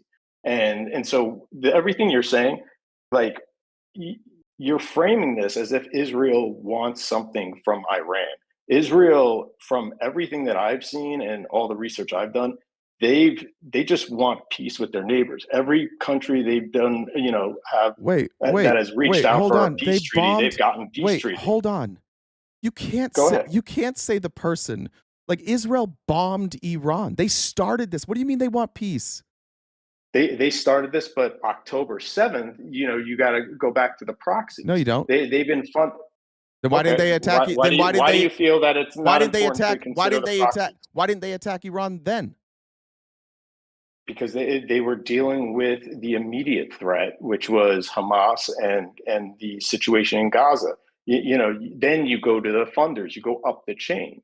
Oh, okay. So now anybody. So why haven't they come at the United States? You're laughing at me, but I think because why the fuck? Because it's so fucking stupid. We justify war. Why is that stupid? Hold on, I'm explaining it. We justify war all over the world. Like, it's no secret that Palestine and Israel have been, like, warring with each other. To say that this started on October 7th is fucking completely disingenuous. I never said. Hold on. So to say, like, they now get to attack Iran, have they not been attacking Iran through proxies? Have they not infiltrated the Iranian government? Have they not assassinated people? Have they not got the United States to do their bidding? To do their bidding. That I see. These are umbrella terms for a lot of different things. If you want proxies. to point to a certain incident, these are proxies. Can you point to an incident that and I'll feel free to discuss that. How about when we assassinated Soleimani? That was America doing it. That wasn't Israel. That's what I just said. They get America to do their bidding. But that has to do with, there's a lot more at play in there because of what Soleimani did against America. So Israeli, not just Israel. So Israeli proxies are justified, but Iranian proxies are not justified. Right? Can you define what a proxy is? Because I think that's where you and I might differ, because I see a proxy as a terrorist group, a non-state actor. You're saying proxy anyone who's aligned with anyone else. Why does it have to be non-state? Because when you're recognized in the international order as a state, you have different responsibilities and you have different accountabilities, and you get different, and also you get different things like diplomatic immunity. You get different considerations. No, I understand a state and a non-state are different. I'm talking about in escalating a war. Why does it matter if it's a state-sponsored or hang on. non-state You said sponsored? about proxy. You said about proxies. I'm saying about that. I know. Proxy Wait, I is a understand. different thing. I understand. No, no, it's not. What is a proxy? A proxy does not mean a non-state actor. Okay, then let's use different words, because I think I'm getting hung up on that word proxy. Well, because I'm thinking that you're just using that to mean two groups that are aligned. No, it's I'm a saying that- stand-in or a substitute. It's getting somebody to do your Right. Yeah.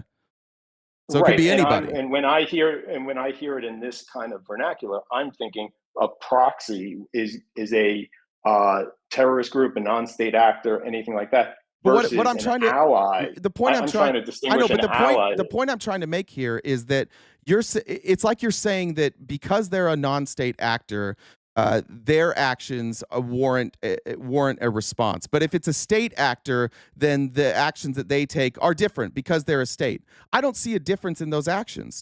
Honestly, I don't. What's the difference? Okay, that's an opinion, and while I disagree with that, Well, I think what's the difference is the question I asked. What's the difference? Sure, the fair question. I think that when you can't consider a terrorist group which doesn't have the same responsibilities as the same thing as as someone with the authority and the imprimatur of No. government. That's not an answer to my question. My question is, what's the difference in taking action? Like in this case, like what's the difference between let's say it's a terrorist group taking out Soleimani or the United States taking out Soleimani? The end result is exactly the same. But that's like saying, what's the difference between me shooting an intruder and then someone going through due process and getting the death sentence? No, it's not, because both of these happen in Iran. Both of them are entities outside of the control of the government of Iran. It's no difference to Iran. It makes no difference. But you're ascribing the push for that. What? By Israel. You're saying that Israel and America kind of acted in concert, or just because their interests aligned. Yeah. But isn't the alignment of interest greater than that? Didn't the UK, what is our interest in France, and all these other places want this guy dead as well? He wasn't a good guy. We just kill people who aren't good guys. Like this is the thing. Like so, Soleimani. No. Hold on. Let me explain. Hold on. Let me explain. Soleimani is responsible for the deaths of innocent people, the same way that any of our generals are responsible for the deaths of innocent people. No way. Excuse me? No way. Because I completely disagree with that. Because I completely. Am I not coming through here? Yeah, well, well, maybe you don't understand what I'm saying. Soleimani didn't do the action, right? He directed the action. Our generals don't do the action; they direct the action. What action did he direct? What actions are you talking about? Because if you want to compare, he killed soldiers. He killed American soldiers. He intentionally killed soldiers. Yeah, that's different than collateral damage. And we intentionally killed people too. We do that all the time.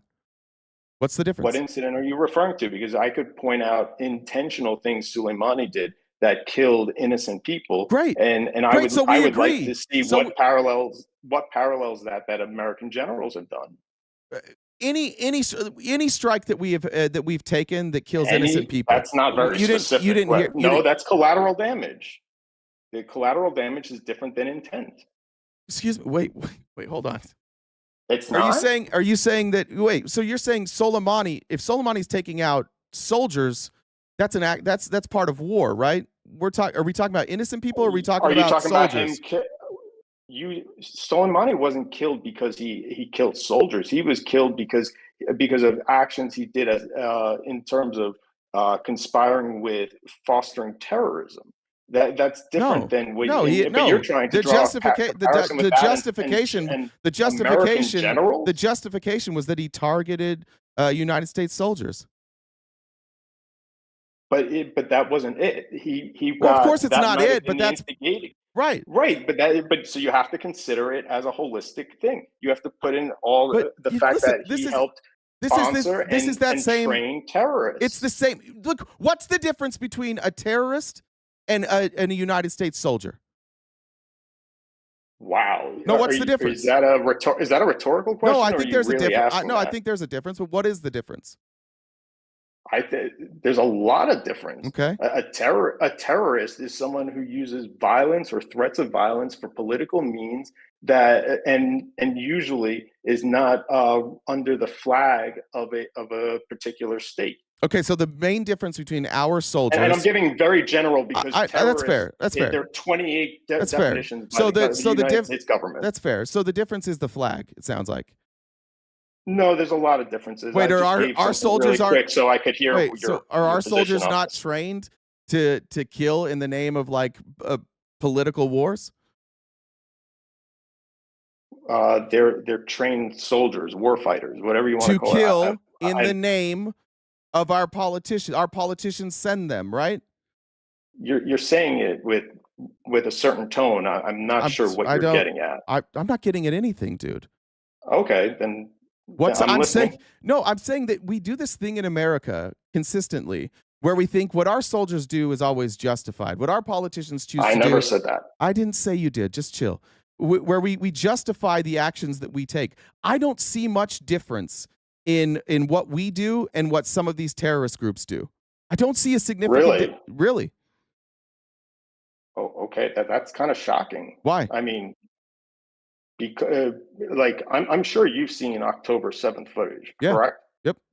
Okay. So is there anything that you've seen that where people in America, American soldiers were shooting, like the porta potties, like where they were just lined up and they were like, oh, people are in there, or they find a bomb shelter, they throw a grenade and all that, just looking for mass destruction. And if you read what Hamas's plans were, which were to kill all the Jews, and except for a few, which they wanted to make sure that they could keep certain infrastructure running. Hang on. But listen, their brother. goal was Can we go one by one? I understand. We got to go. I understand. I understand. But listen, brother. We got to go. We got to go one by one. We got to go one by one. We got to go one by one. Absolutely. Because the thing that you just talked about, killing innocent people for no fucking reason, other than they looked like somebody you would want to kill. We've done that. Trump pardoned 4 soldiers who did that. And that's wrong. Right, but that's what I'm saying. Like, we do it too. So would you say that America should be dissolved because of that? Like, no, I think we should stop intervening in other people's wars. I don't know why the fuck we bombed Iran. I have no clue why we bombed Iran still to this day. No idea. But also, you're not saying that we should paint a broad brush against all soldiers because of these actions, no, right? Certainly not. The actions of the right. And there are some good people in the military, right? Certainly. Yeah. Okay. Could you say the same thing about Hamas? I don't know anybody from Hamas. I wouldn't know how to talk about their character. Do you really need to know? No. Or yeah, I would need to know. I would. Okay. Look, our Secretary of Defense said kill all Muslims. Let's apply that logic. So now wait, hold on. So if we're going to extend your logic, every time a Muslim is killed by a U.S. soldier, our U.S. soldier wants to kill all Muslims. I did not say that. I know you didn't. I know you didn't say that. I'm saying that you just said you want to extend my logic. That's not my logic. No, your logic is anybody in Hamas? Is there anybody in Hamas that's good? I don't know. But could somebody have joined Hamas as a resistance group and just is taking orders and doesn't have the knowledge of what's going on or why they're killing people and are just following orders? Sure. So if I'm not going to demonize, so if I'm not going to so if I'm not going to demonize our soldiers for doing that, I couldn't do that across the world either. Hang on. Can we just take that example that you just offered up and let's dive into that? Sure. For example, you said, let's take someone's Hamas. Let's say they grew up in Gaza. They knew no other world but Gaza, right? They grew up there and they've been brought up in the schools and all that stuff. And they have such a disdain for Israel. And for whatever reason, whether it's truth or lies or whatever, they could be basically the equivalent of MAGA at that point. They're feeding in, the data they're getting says Israel bad. And then when they go to look for a job, they're 18, 19, 20, they go to look for a job and they're told, hey, we really only hire people who are Hamas, and so maybe they just, join up just because they want the card that says they're Hamas so they can get a job. Sure. Let's say that's it. And just like how some people go into the military just to get a job, right? I'm trying to draw parallels here.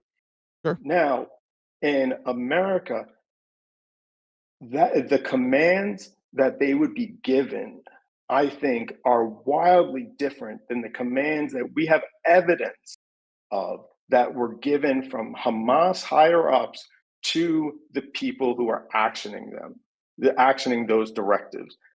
If you were an American soldier and you were told, hey, we're going to go in this place and whatever it is, kill all those people, kill whoever is moving, all that. It doesn't even matter if they're Jewish, because October 7th killed a bunch of Christians and Filipinos and whoever, right? And they're saying, just kill all these people, just go there and kill and all that. I don't see how you can parallel someone who does those things and doesn't stop themselves and doesn't say, hey, this is wrong. And when we have soldiers who do that, we have soldiers who stop and say, hey, this is wrong, I'm not doing it. Yeah, I agree. Listen, I agree. We also have soldiers who don't stop. Absolutely. There's some that's why soldiers who just are there just for the gun. So when you ask me if there are members of Hamas that were good people, I don't know the individual actions of everybody of Hamas. I don't know if there were people who refused to shoot innocent people. I have no idea. Their goal, what was their goal? Their goal was to attack Israel. People. But their goal was to kill people. That's our goal. It wasn't. What are you talking? When? Pete Hegseth said, "Kill all Muslims." I can't defend flippant remarks from I understand. Like I just think you hold a different standard. I just think you're holding a different standard. I'm trying, and I think you're holding a different standard. I'm holding. Gaza and for the people of the Middle East. I'm holding them to the same standard. That's what I'm trying to. I'm holding them to the same standard I'm holding Americans to. It's the exact same standard. I don't think you are. I disagree with that. Where do you think I'm not? I think you are. Because I think you're giving an incredible sliding scale to the people over there who are committing such brazen acts of just deplorable violence. Who are you talking about specifically? I don't know who you're talking about. Iran and the proxies, Houthis, the Hezbollah, Hamas, all these people. They're not good people. I'm not saying. I've never said that they are. If you've watched my coverage, I'm comparing them to us. Yeah. That's how you hold a standard. Right. You didn't say that they're good people, but you didn't say they're bad people either. No, I've called Hamas a terrorist group over and over and over. I've said what Hamas did on October 7th was evil over and over and over. I just don't see a difference. Thing in the world. I just don't see it. In fact, if we're looking numbers for numbers, I think it's pretty clear Israel is significantly more evil than Hamas. That's bullshit, dude. They've killed. No idea. Hamas is not. What is success for Israel and what is success for Hamas? Wait, Tell me it's not about success. It's not about success. Why? Because isn't that what the prime motivator of all of this is what their success is? I played a clip earlier. Israel is murdering people who are standing in line to get food. Israel is murdering journalists. I am not familiar with all those situations. The death toll. Hold on, I wasn't done. The death toll. The death toll is not even remotely close. We're talking about close to 200,000 people now. 1 in 40 just in direct attack deaths. 1 in 40 Palestinians is dead from direct attacks. But if you don't take the direct attacks, we're talking about 200,000 people. Hamas is evil. Israel is more evil. These are two evil groups fighting each other. Where are you getting 200,000 from? We're taking estimates depending on who you're looking at, between 100 and 200,000 people. So the direct deaths, I'm explaining it. The direct deaths, the ones from action, are somewhere between 40 and 50,000 people, depending on if you're taking Israel's numbers or if you're taking from the Palestinians. But that doesn't include deaths of people who have died from starvation. That doesn't include deaths of women who died during pregnancy. That doesn't include deaths of people who have died from exposure. When you include all of the people, and this is really difficult to even figure out because Yeah. Israel has been bombing the fuck out of the whole place. That we have so many unaccounted for bodies that somewhere between 100,000 and 200,000 people are dead due to the actions of Israel. And even if you leave them out and you just compare deaths from this conflict, Israel is so much worse than Hamas. No, okay. First off, I have a problem with the way you're calculating the death figures. But why? Regardless, wait, why? Because when I've looked into it, I've come up with different numbers. What But number did you that's come up with? irrelevant. What number did you come up with?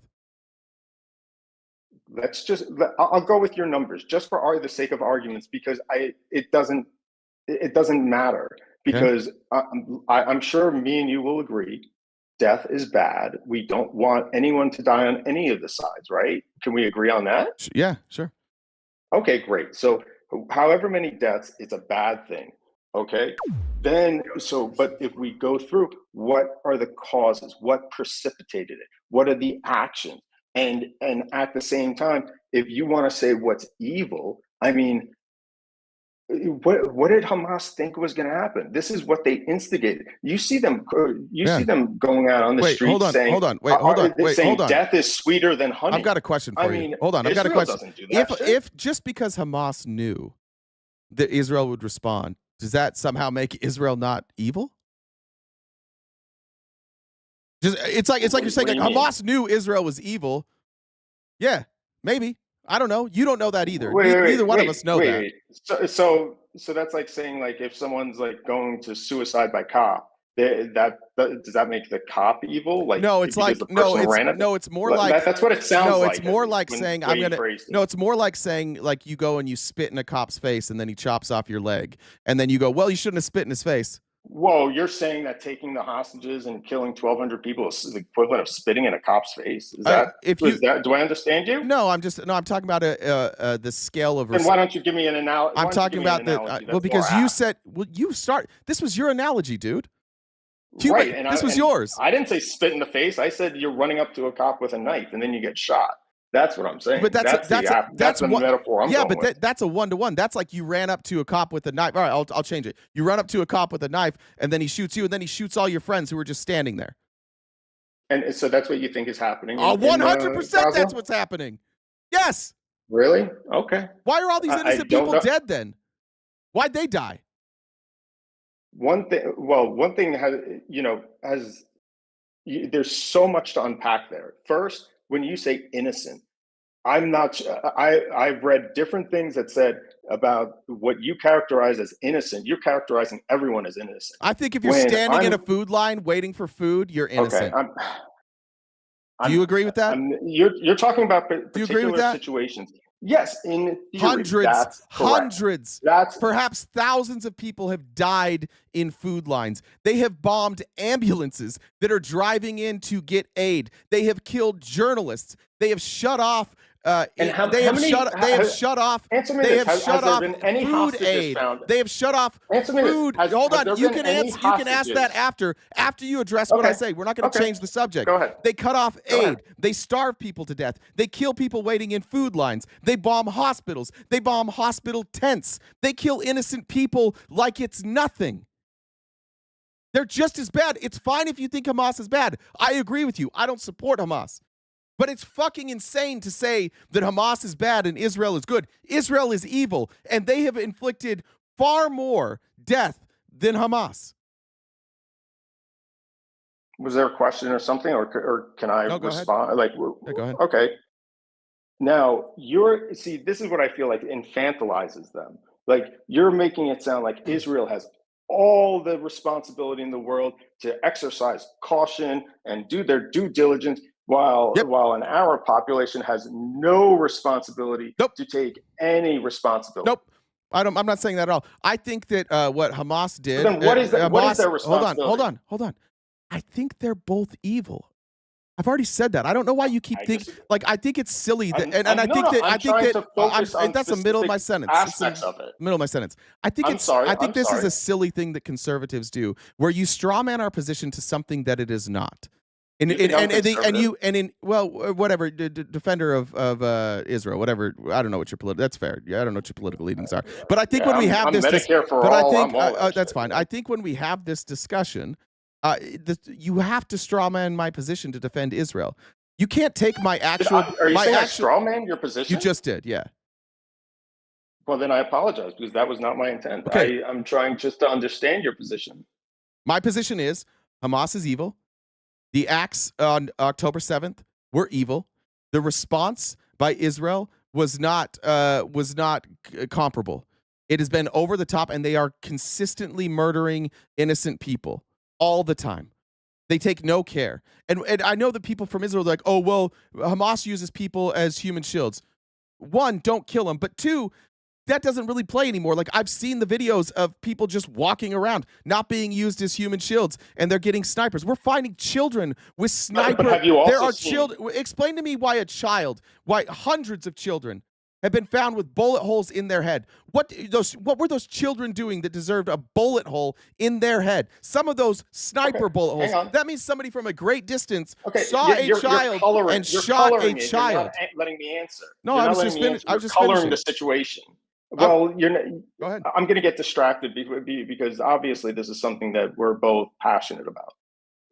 Now, you said that you've seen footage where bad things happen, right? I don't want to misspeak and get it wrong, but you said certain things, right? Correct. And I'm not disputing any of that, okay?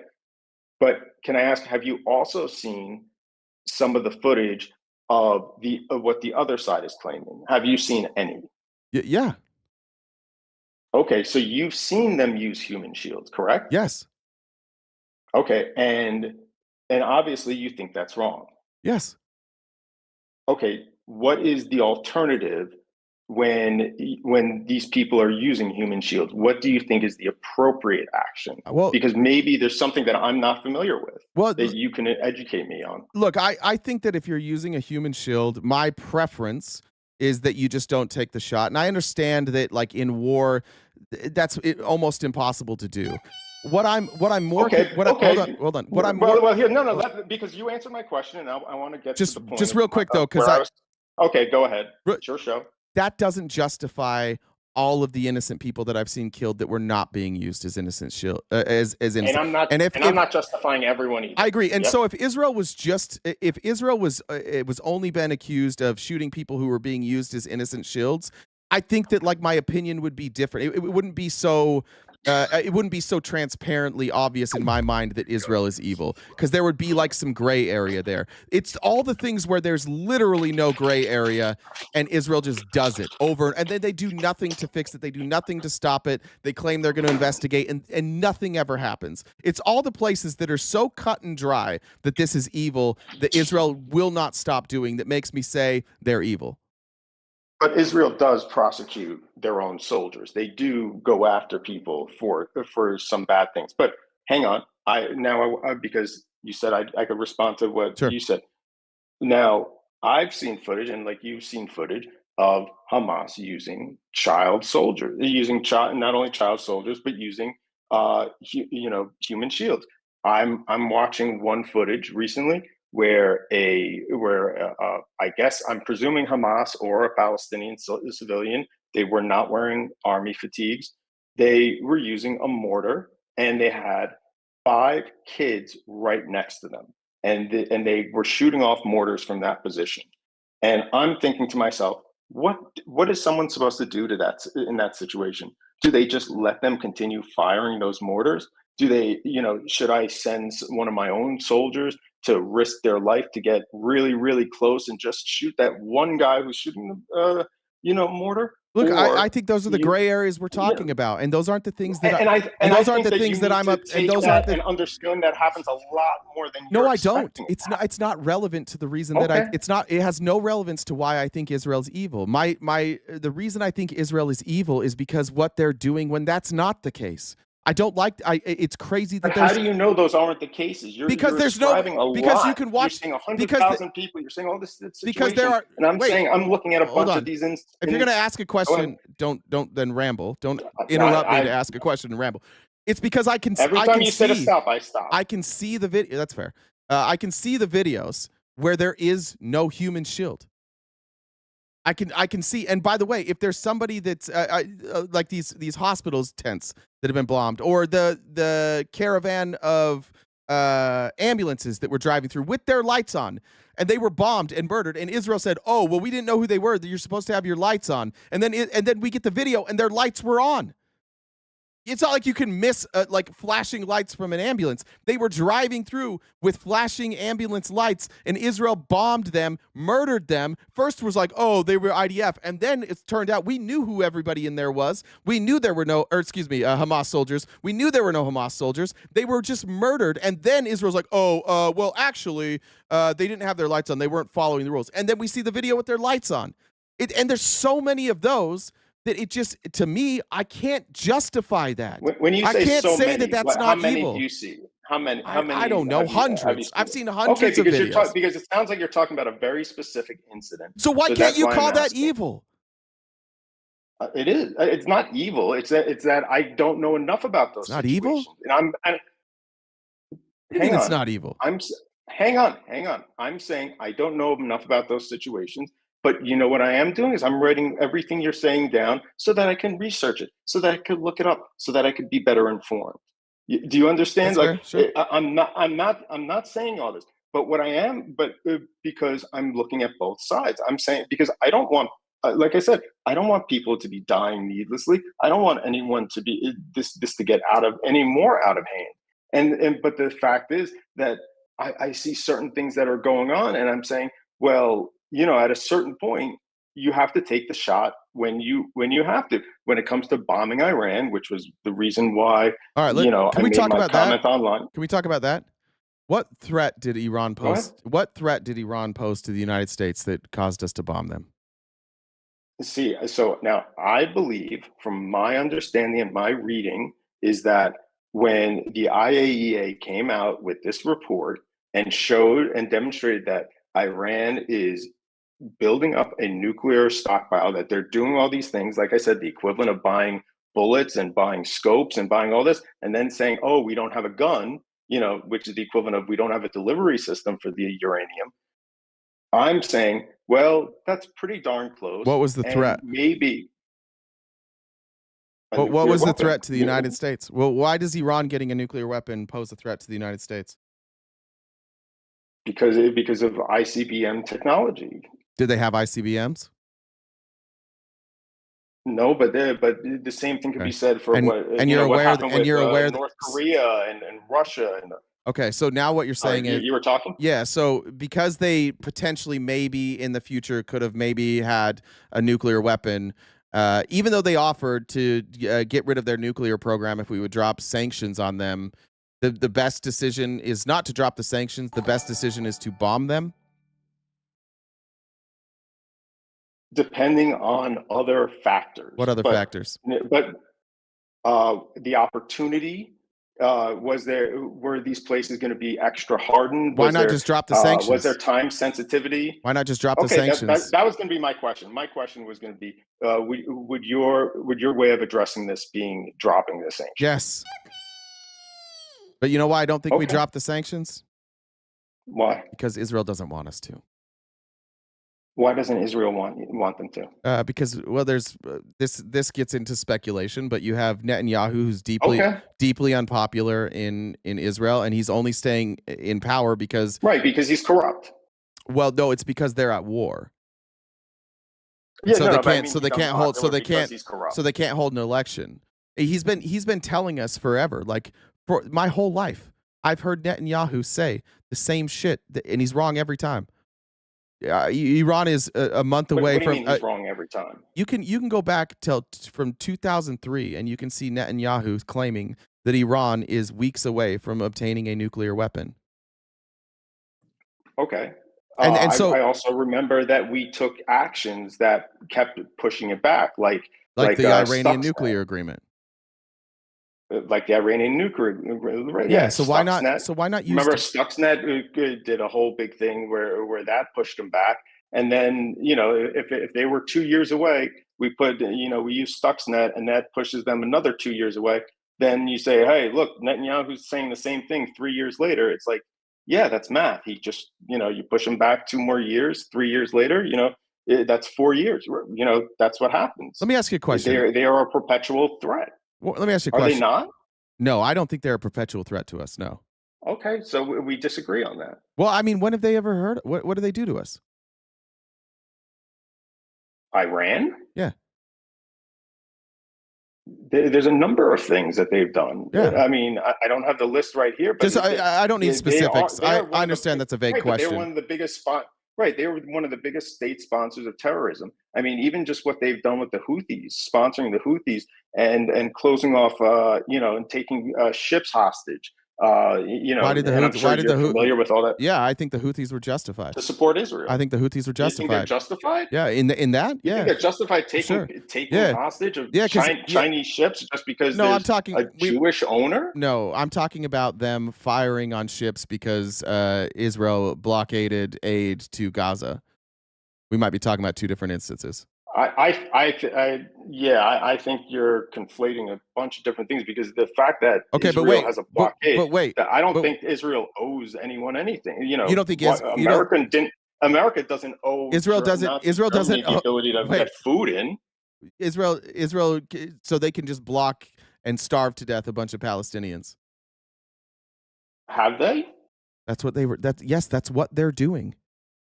And that's where you get the extra 100,000 people dead because of starvation, right? Yeah, we have American doctors who have gone over there and testified to this over and over and over. I think maybe I'm burned by what happened in Kuwait, where I just, anecdotal evidence. Can I just point out one thing to you? From all of that stuff. Every single feel free, please. Every single thing we claim, like all the ways that Iran is a threat to the United States, occurs outside of the United States.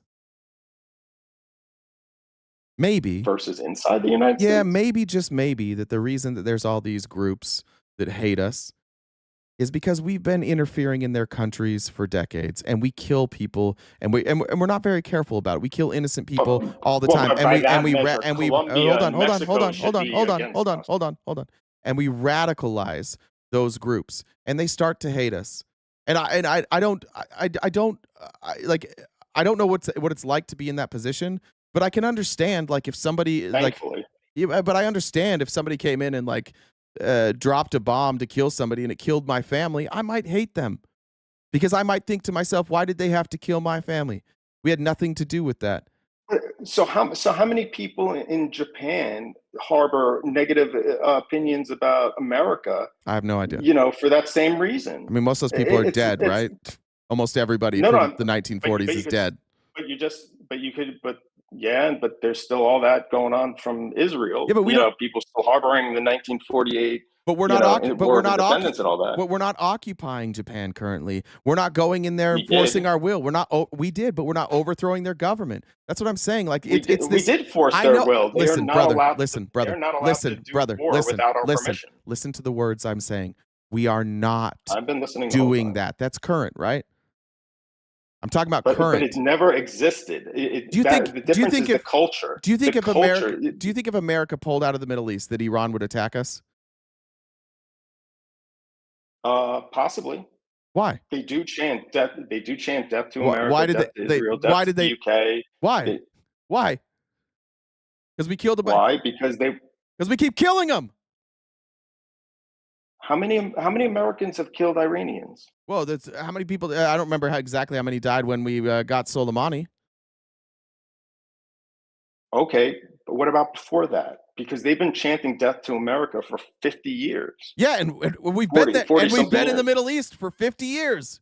Ironic, isn't it? Why don't we stay the fuck out of other people's business? You said we killed Iranians. I'm saying what Iranians? When did America kill Iranians? Well, we were talking about the proxy groups, right? We were talking about the Houthis, and we were talking. So there are proxy groups, which is how we were talking about the threat. Because I asked what the threat to Americans are, and you said the Houthis. So you're right? viewing America. You're viewing Israel as the American proxy. So when no, wait, hold on. I'm just making sure we're on the same page. Because you said the threat to America was the threat that Iran poses to America comes through their proxy groups, right?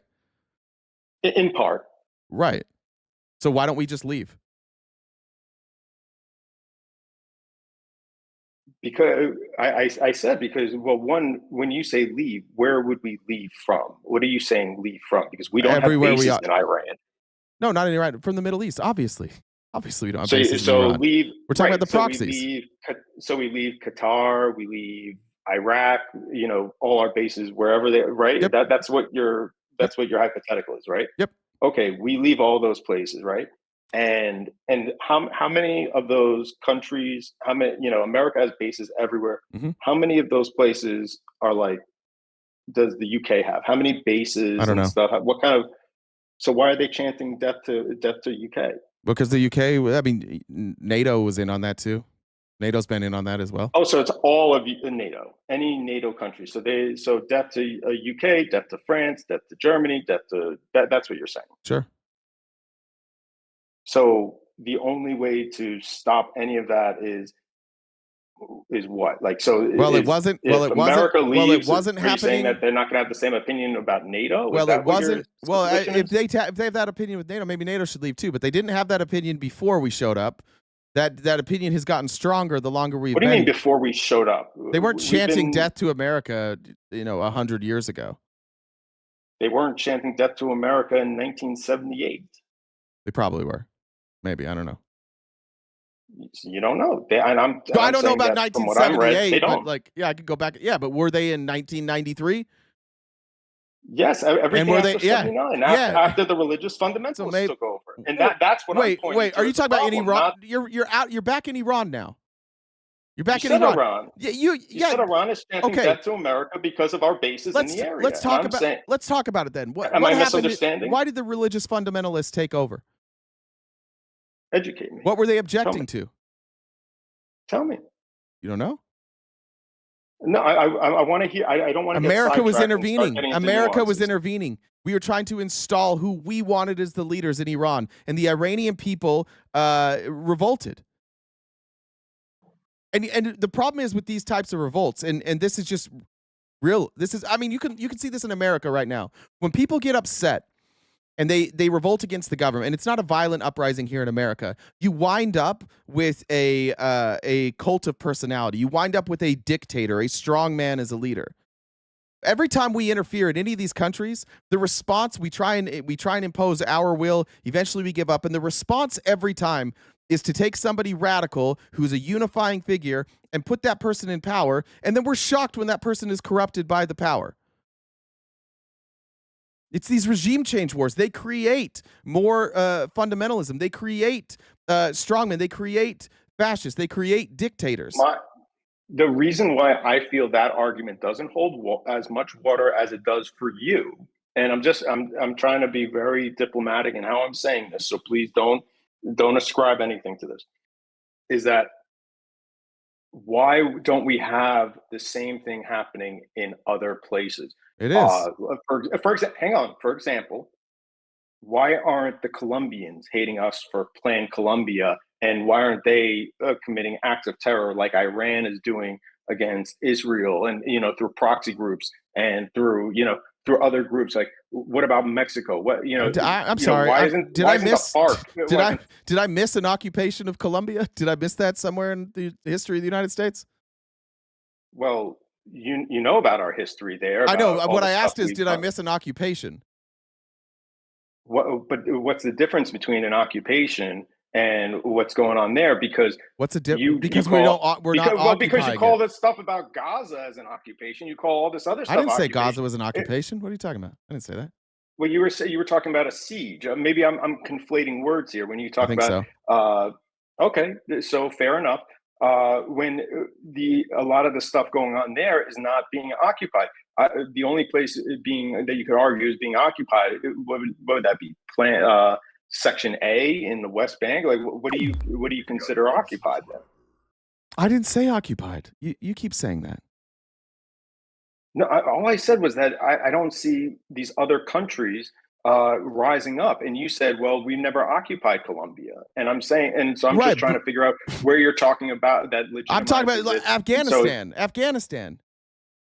So what happened to the day we left Afghanistan? So Iran is mad at us because no. We're not talking about. Is that what you're saying? No, we're not talking about. You're bringing up Afghanistan. No, we're not. I'm not. You are. Right. did Iran fund the Taliban? No, but they did help Yeah, a they lot did. of the They did. people who They pushed. definitely did, and ISIS. Yeah, they definitely did. Okay, right, okay. Okay, I'm, right. I'm thinking about 50 different things here. You keep doing this thing where you love using proxies to say how bad Iran is, and then when we talk about the proxies, you go back to the country of Iran. You can either have the proxies as part of your argument or you can't, but you keep trying to abandon the proxies every time I use the proxies. Wait, what do you mean? What am I doing? So here's an I'm example. I'm not attributing cause to the proxy. So if we look at Afghanistan, for example, what happened as soon as we left Afghanistan? Who's controlling the government in Afghanistan now? Taliban. A radical group, right? A radical fundamentalist group who has been at war with America, who hates America, right? Well, before 9/11, they really weren't at war. We had a lot of. Could you answer the question I asked? This is getting a little silly right now. In the past 20 years, yes, you're correct. Okay. And if you look at the Taliban and you look at the origins of the Taliban, why, like, we helped Osama bin Laden. And then we turned our back. Right, and then we turned our back on Osama bin Laden and took the other side. And it radicalized bin Laden, and it allowed bin Laden to radicalize other people, because everybody in the Middle East knows that the United States doesn't really have a side. They just want control. You brushed over such a large span of time. You went from talking about the Mujahideen when in the 80s, talking about the Taliban, when we did that, and then you said we funded Osama bin Laden. That was the Mujahideen in the 80s against Russia. And then we fought. And then we fought against Osama and then you bin said Laden, we right? left. Well, you said we left, and then we think I fought said against them in the. I didn't say that. I didn't say we left. We never left. No, we've never left. We've been based in the Middle East forever. We never stop interfering. You're saying the Middle East like it's one place. It is one lot place. Of places. It is one place. Just a big place. But brother, this is what I'm talking about. You keep doing this. No, you're just painting a broad No, you brush. keep doing the same shit. No. Listen, one more fucking time. They're individual groups. No, one more fucking time. Every time you want to say Iran is a threat to us, you use all these proxy groups that they fund. And then as soon as I bring up a proxy group that they funded, you're like, well, that's not Iran. That's just the Middle East. We're talking about the proxy groups. You can either have the proxy groups. No, you're not. You're only drawing that distinction when you want to say, oh, we're not in Iran. You're not. What are you talking about? Then you're not understanding. Why does my Iran position. pose a threat to us? Proxy groups. That's what you said, right? In addition to other things, yes. What other things? Besides state sponsor of terror, besides all the proxy groups, besides the proxy groups, yeah. What else? They give missile technology and they build a lot of artillery for Russia. They give missile technology to who? Yeah, proxy groups. Proxy groups. No, they sell literally. They're to who? Military contractors sell to Russia that are being used in Ukraine. Proxy groups. That's not a proxy group. Yes, Russia is not a proxy of Iran. If they are helping Iran in any way, they are a proxy. Not what a proxy is. That's definitionally what a proxy is. Okay, then I'm learning new things here today. It means someone or something that acts on behalf of another. That's what a proxy is. But when you talk about in international language, when you're talking about these things, you are being specific. You are saying that someone is a proxy versus being an ally. No, the opposite of ally is not proxy. I'm not saying it is. I'm saying that there's a difference that you can't say. Would you say that America was UK's proxy in World War II? Wait, what'd you say? Sorry, what'd you say?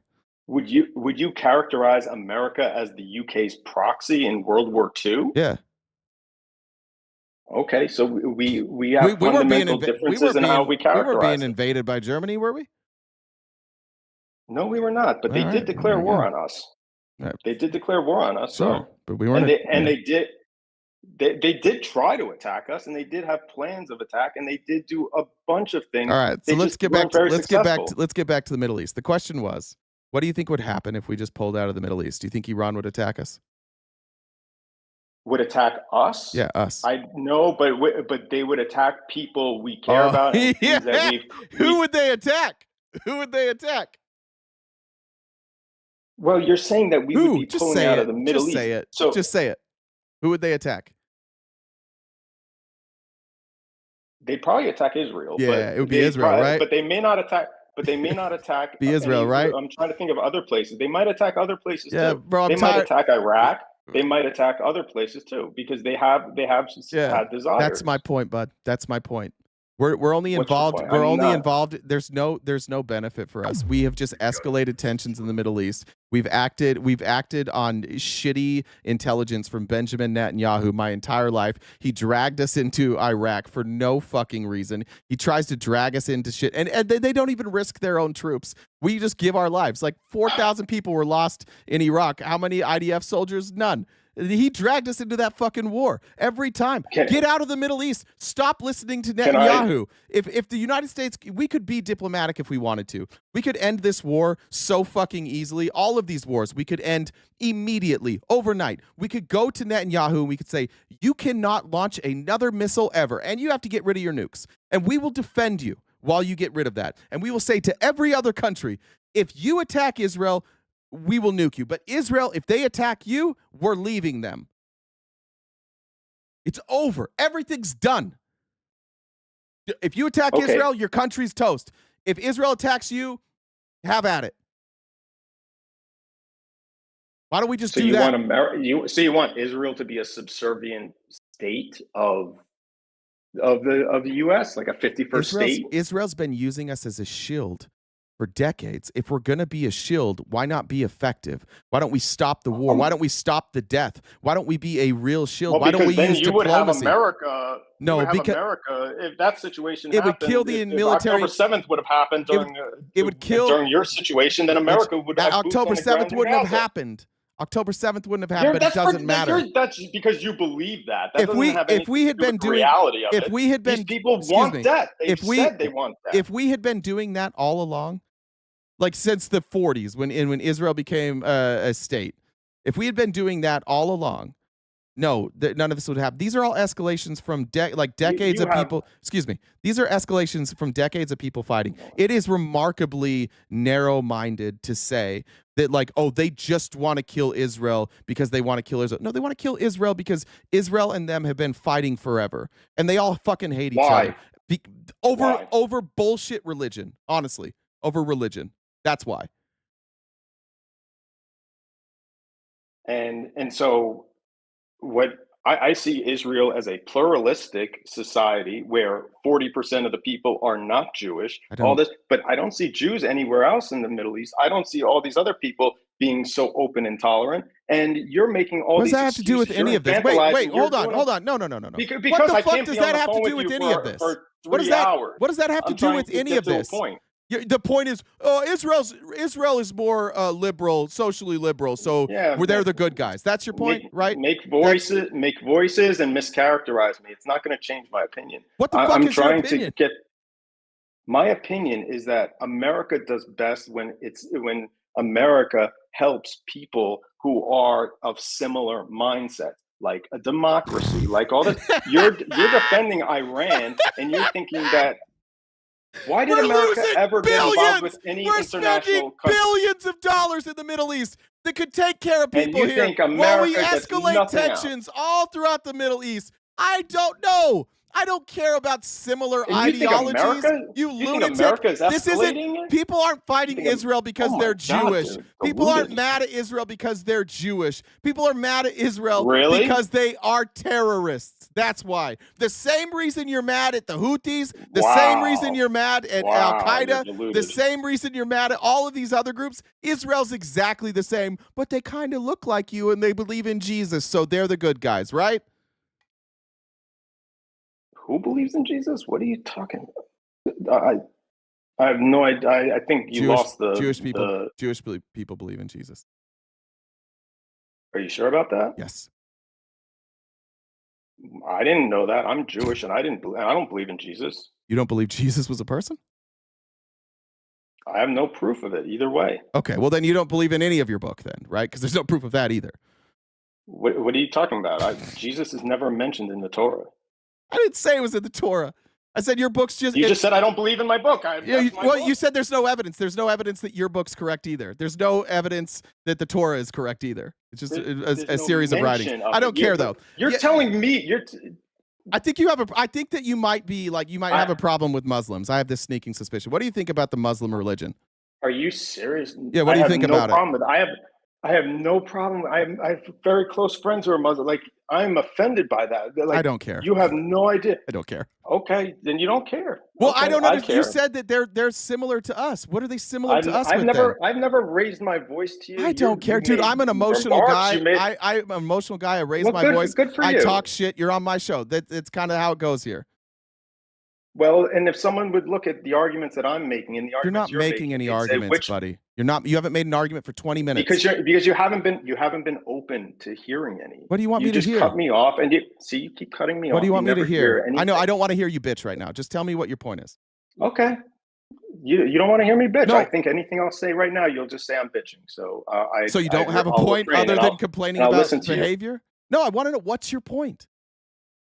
My point is that you keep infantilizing and grouping all these people together who aren't one single group. Who am I grouping together? The Middle East. The Middle East. You did that, bud. That was in response to you. I did not. You kept saying that the Middle East this, the Middle East that. I keep trying to draw distinctions between the Mujahideen, between ISIS, between all these different places, between Iran, which isn't even Arab, it's Persian, and all these other places. What does that have to do with it? And then you throw aspersions to me saying that I'm anti-Muslim. I didn't. You said you weren't. Hey, listen. You said you weren't. I believe you. You don't have to believe me. Doesn't make a difference. But I'm just saying. You just want to keep talking about it. Demonstrate it. I said I don't know. Listen. Demonstrate it. Listen, brother. The only reason I said the Middle East is so I don't have to name every country that we've ever been in. We were talking about the proxies. And by doing that, you lose the forest for the trees. What am I missing? What am I missing? Because that each individual thing that you have a problem with has specific causes and has specific responses which have caused them to turn out this way. And by saying that and by grouping them all together you're giving me another. You're giving me a forest. You won't even let me talk. You're giving me. You said you're generally speaking. What am I missing? You said you're like, oh, you're not being specific. Okay, what am I not? I'm explaining the situation. Be specific. What am I missing? I'm explaining the situation. What am I missing? You said what's wrong with the way you're saying. No, my question is, what am I missing? What's your point Obviously, that I'm missing? What's the part that you keep saying I'm missing? You are missing distinction. You are missing any sense of discernment. What distinction? That you are because you draw all this shit. Oh my God! Can you say something specific, please? Oh my God! I said 3 words and you cut me off, dude. Has anyone ever been able to make an argument in 3 words? Shit, man. Calm yourself down and let me answer. What I'm saying is, Jesus, dude. Okay. What am I missing? See how that works out. What am I missing? You are drawing. I'm trying to. Dude, do you expect it to be a one-word answer? No, I want you to get to it at some point. Why are you still complaining about what I'm saying? Just tell me what the fuck I'm missing, please. Distinction. I'm trying to explain it. What distinction? But you won't let me. What distinction? That Iran has nothing to do with Gaza. Why are they funding them? Tell me that. I don't know. Ask them. So you don't even know how is your opinion even valid on any of this if you don't even know? know? Well, why are they funding Hamas? That's my question to you. Why you don't know either? You seem to know. Wait, you don't know either? Because they hate the Jews. Come on, man. They hate Israel. They just hate Jews. That's what it is. They hate Jews. It has nothing to do. It has nothing to do with the fighting that's gone on for decades. It's just that they hate Jews. What did Israel do to Iran? No, they just bombed them a week ago. No, I'm talking about what did they do years and years and years ago that started the chance death to Israel? What started that? Tell me, you know all this shit. You know so well. Educate. No, I don't know what started. What started it? Well, maybe you need to do some research. Just tell me. You're right here. You're right here. Once I start talking, you're gonna cut me off. Sounds like you're avoiding answering the question. What started it? They don't like the Jews. You're telling me I'm wrong? Back that up with something, please. Give me some evidence on that. Funding of Hamas, funding of Houthis, funding of Hezbollah.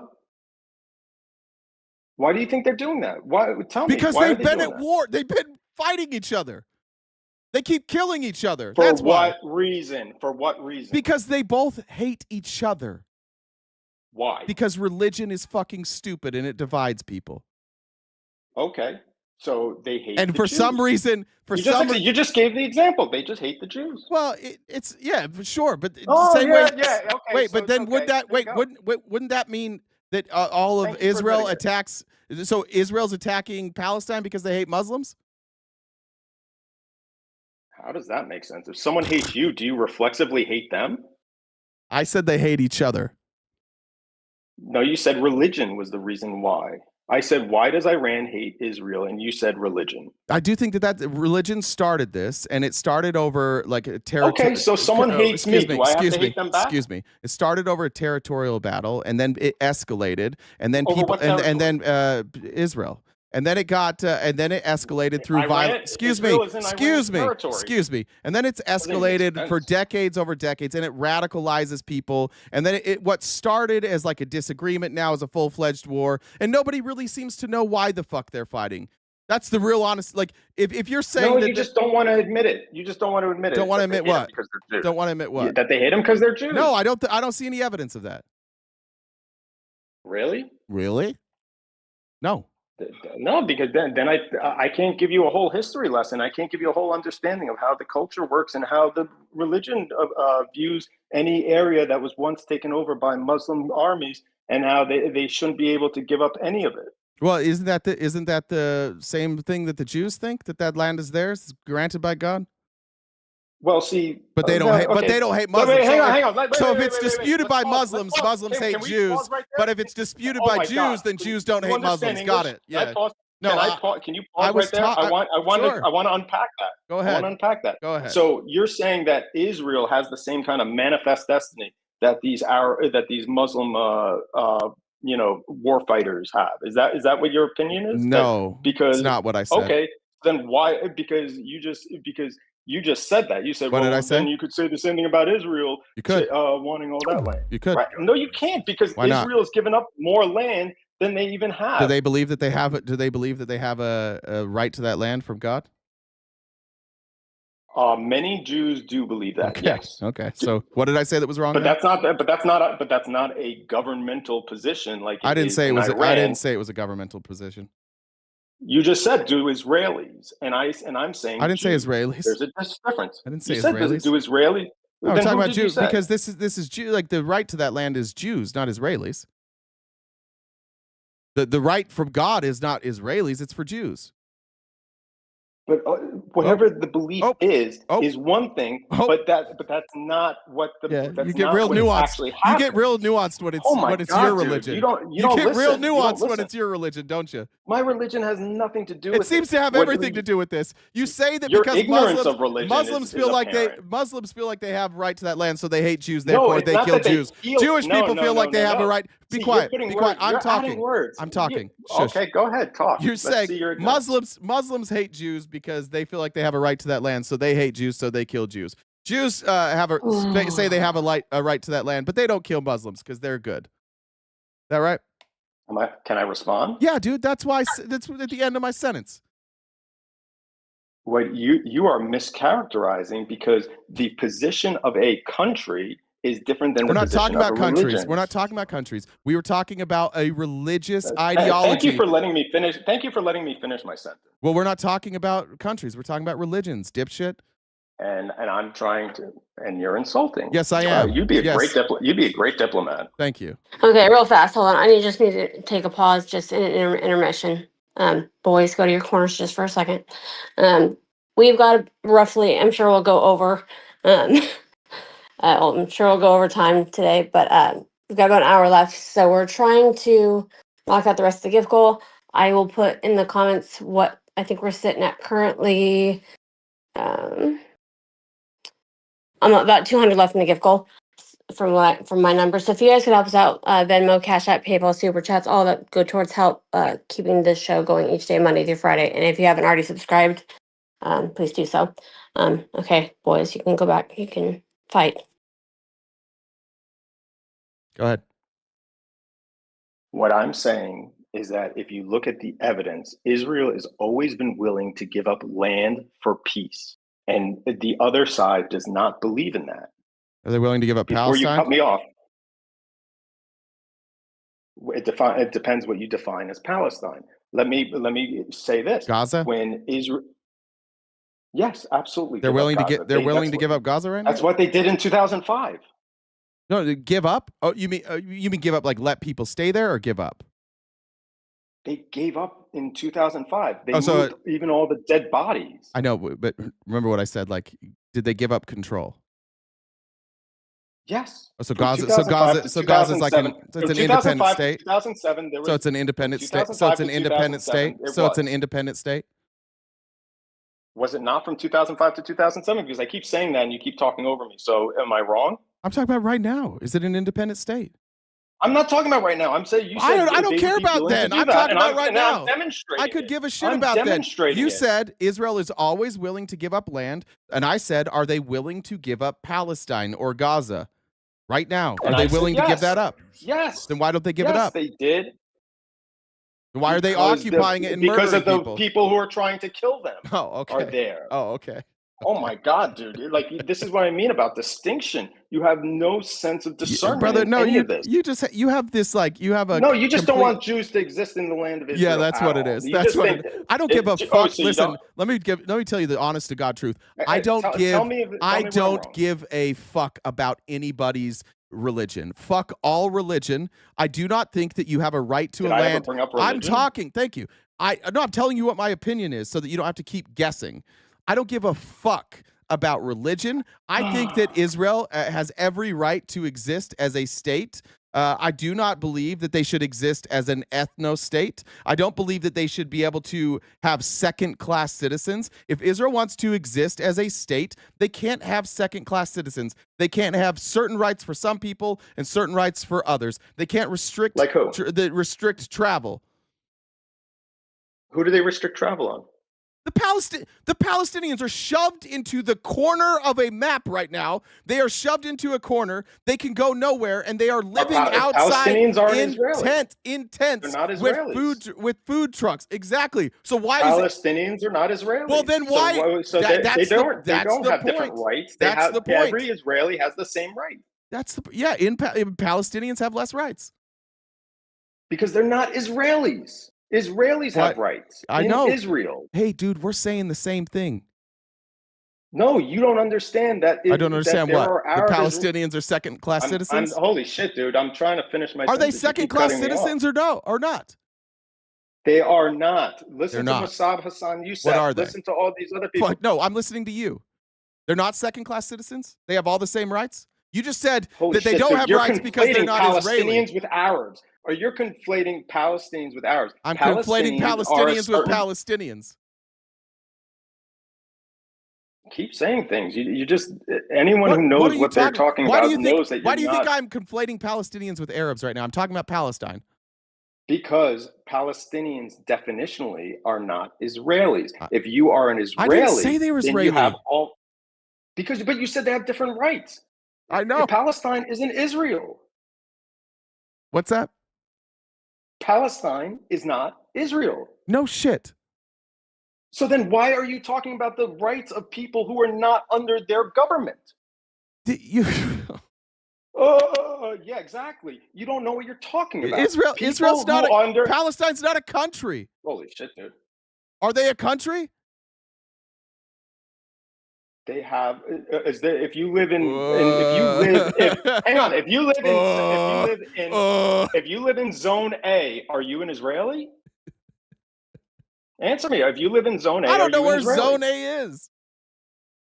How are you having an argument about Palestine if you don't even understand what zone A, zone B, and zone C are? Because what I said is that people shouldn't What I said is that people shouldn't be treated differently because there's Palestinians, and you're saying they should be. The Canadians are treated different than Americans. They're not, because they're not Americans. They're not treated differently. I live in Arizona. All my neighbors are Canadian. They're not treated any differently. They don't have the same rights as Americans because they are Canadian. They have the freedom of, they can go anywhere in the United States with a visa and proper documentation. Okay, but is Palestine a country? Are Palestine they Israeli? Are they? I'm asking, why aren't you answering? Why are you refusing to answer that question? It's so weird. It's so weird. Is it a country? Is it a country? Every citizen of Israel has the same rights as I every know. other I citizen know. of You guys Israel. think, So then why are you bringing up Israelis the are better. disparity of Well, you know what? second-class Black people in this country used to have different rights than white people too. But they were all citizens. That's different. But Palestinians are not citizens of Israel. Excuse me. No, they weren't. Excuse me. Slaves were citizens? Not slaves. You said black people. You didn't say slaves. You said black people. I said black people Dude, used listen to. the fucking words I said you black dude. people used to have different rights here too. Right, and I thought now the rights are maybe equal. The 50s, 40s, 30s, where ask they a were citizens, but rather they than had lose your fucking lose your fucking mind. Ask a question, but let's talk about. We can just talk. We can talk simply about things like segregation. Do you like segregation? Do you think segregation was a good idea in the United States? It was absolutely wrong. And but it's right. But it's right with. over in Israel and Palestine. That segregation's good. No, because if you're an Arab Israeli, you have every right as any other Israeli, including the ability to serve on the Supreme Court. I'm not asking about Israelis. I'm asking about Palestinians. I'm asking about Palestinians. Why should they have no rights? Why not? Why are they not Israeli? Why are Canadians not American? No, why would you? That's a stupid it's crazy. Fucking question, because I can answer that question. Why are Canadians not Americans? Because Canadians live in a different country. And why are Palestinians not Israeli? It's the question I keep asking you. Because they're not in the country of Israel. What country are they in? They're in a disputed zone, occupied. What do you mean by disputed? It's disputed between who? Territory. What's the dispute about? What's the dispute about? Wait, you said it's a disputed area. Because there's different rules. Holy shit, dude! You go look up what the difference is between Zone A. Would you call it maybe occupied? Because, what would you call it? In certain zones, yes. Okay, gotcha. So, but why? Why does it need to be occupied? Because that was what was agreed upon during the Oslo Agreement. Okay, I think. But you don't even know what the Oslo Agreements are. I do know what the Oslo Agreements are. I think that's wrong. Then why don't you know about Zone A, Zone B, what Zone I'm pointing at. It's wrong. Okay. Everyone, hey, correct. he thinks it's wrong. You think it's right? So you think it's a good thing? I'm not talking about what's right. I'm talking about the way things are. Don't criticize me. I'm telling. If you're going to criticize that, I said. No, I think you're it's thinking wrong. that. Do you think it's wrong or right? You're saying that. Hey, do you think it's wrong or right that? Do you think it's wrong or right? Do you think it's wrong or right that the Do you think it's wrong or right that the Palestinians have less rights than Israelis? I think that's the problem of the Palestinian government. I think you're being a bitch, and you won't answer this question. Do you think it's wrong or right? I asked you. It was a simple question. Do you think it's wrong or right that Palestinians have less rights? That has nothing to do with anything. No, that's my question. Decides. Hey, that's my question. Why won't you answer it? As an American, why won't you answer it? When I go to Canada, Canada's a different country. We already covered this. We already covered this. We already covered this. We already covered this. Look at Palestine's a different country. Can I finish? No. Can I finish my sentence? No. Okay. No. Okay. Go ahead then. We've already covered this. Palestine's not a country. What is Palestine? It's a territory. Who owns it? It depends which area. Gaza, Zone A. Okay, Zone let's say B, Gaza. Zone C. Who owns You're Gaza? asking for one. Who owns Gaza? Hamas. Hamas owns Gaza, or they're the governing body? What do you mean owns? Define owns. Whose land is it? It's the people of Gaza. And is there any authority over them? Hamas. And is there any authority? And is there any authority over Hamas? An authority that might supersede authority that might supersede what they want. Iran. Anybody else? No, I'm not sure where you're going with this though. Yeah, well, now I've got questions. So Israel's able to occupy a place that's not their country. Is that what you're saying? So Israel can occupy, but it's not their country. It's not a country at all. But Israel can occupy it. Is that right? Why is it? Why is it? Not Why a can country? Israel occupy it? Because when you are attacked, you are allowed to take area under international law when your borders are proven to be ineffectual because of an offensive war that was waged upon you. You are allowed to change those borders. You are? Yeah, you didn't know that? You're allowed to. Wait, what borders for what country? If you are the victim of an offensive war due to your borders, you are allowed to reshape those borders. You didn't know this? What borders? What borders are we talking about here? The borders of any country. This is international law. I'm surprised you don't know this. No, listen, I'm trying to get an explanation here. What border? I just explained it. I don't understand what border? Because Palestine's not. Well, Palestine's not a country. Gaza's not a country. So what's this border?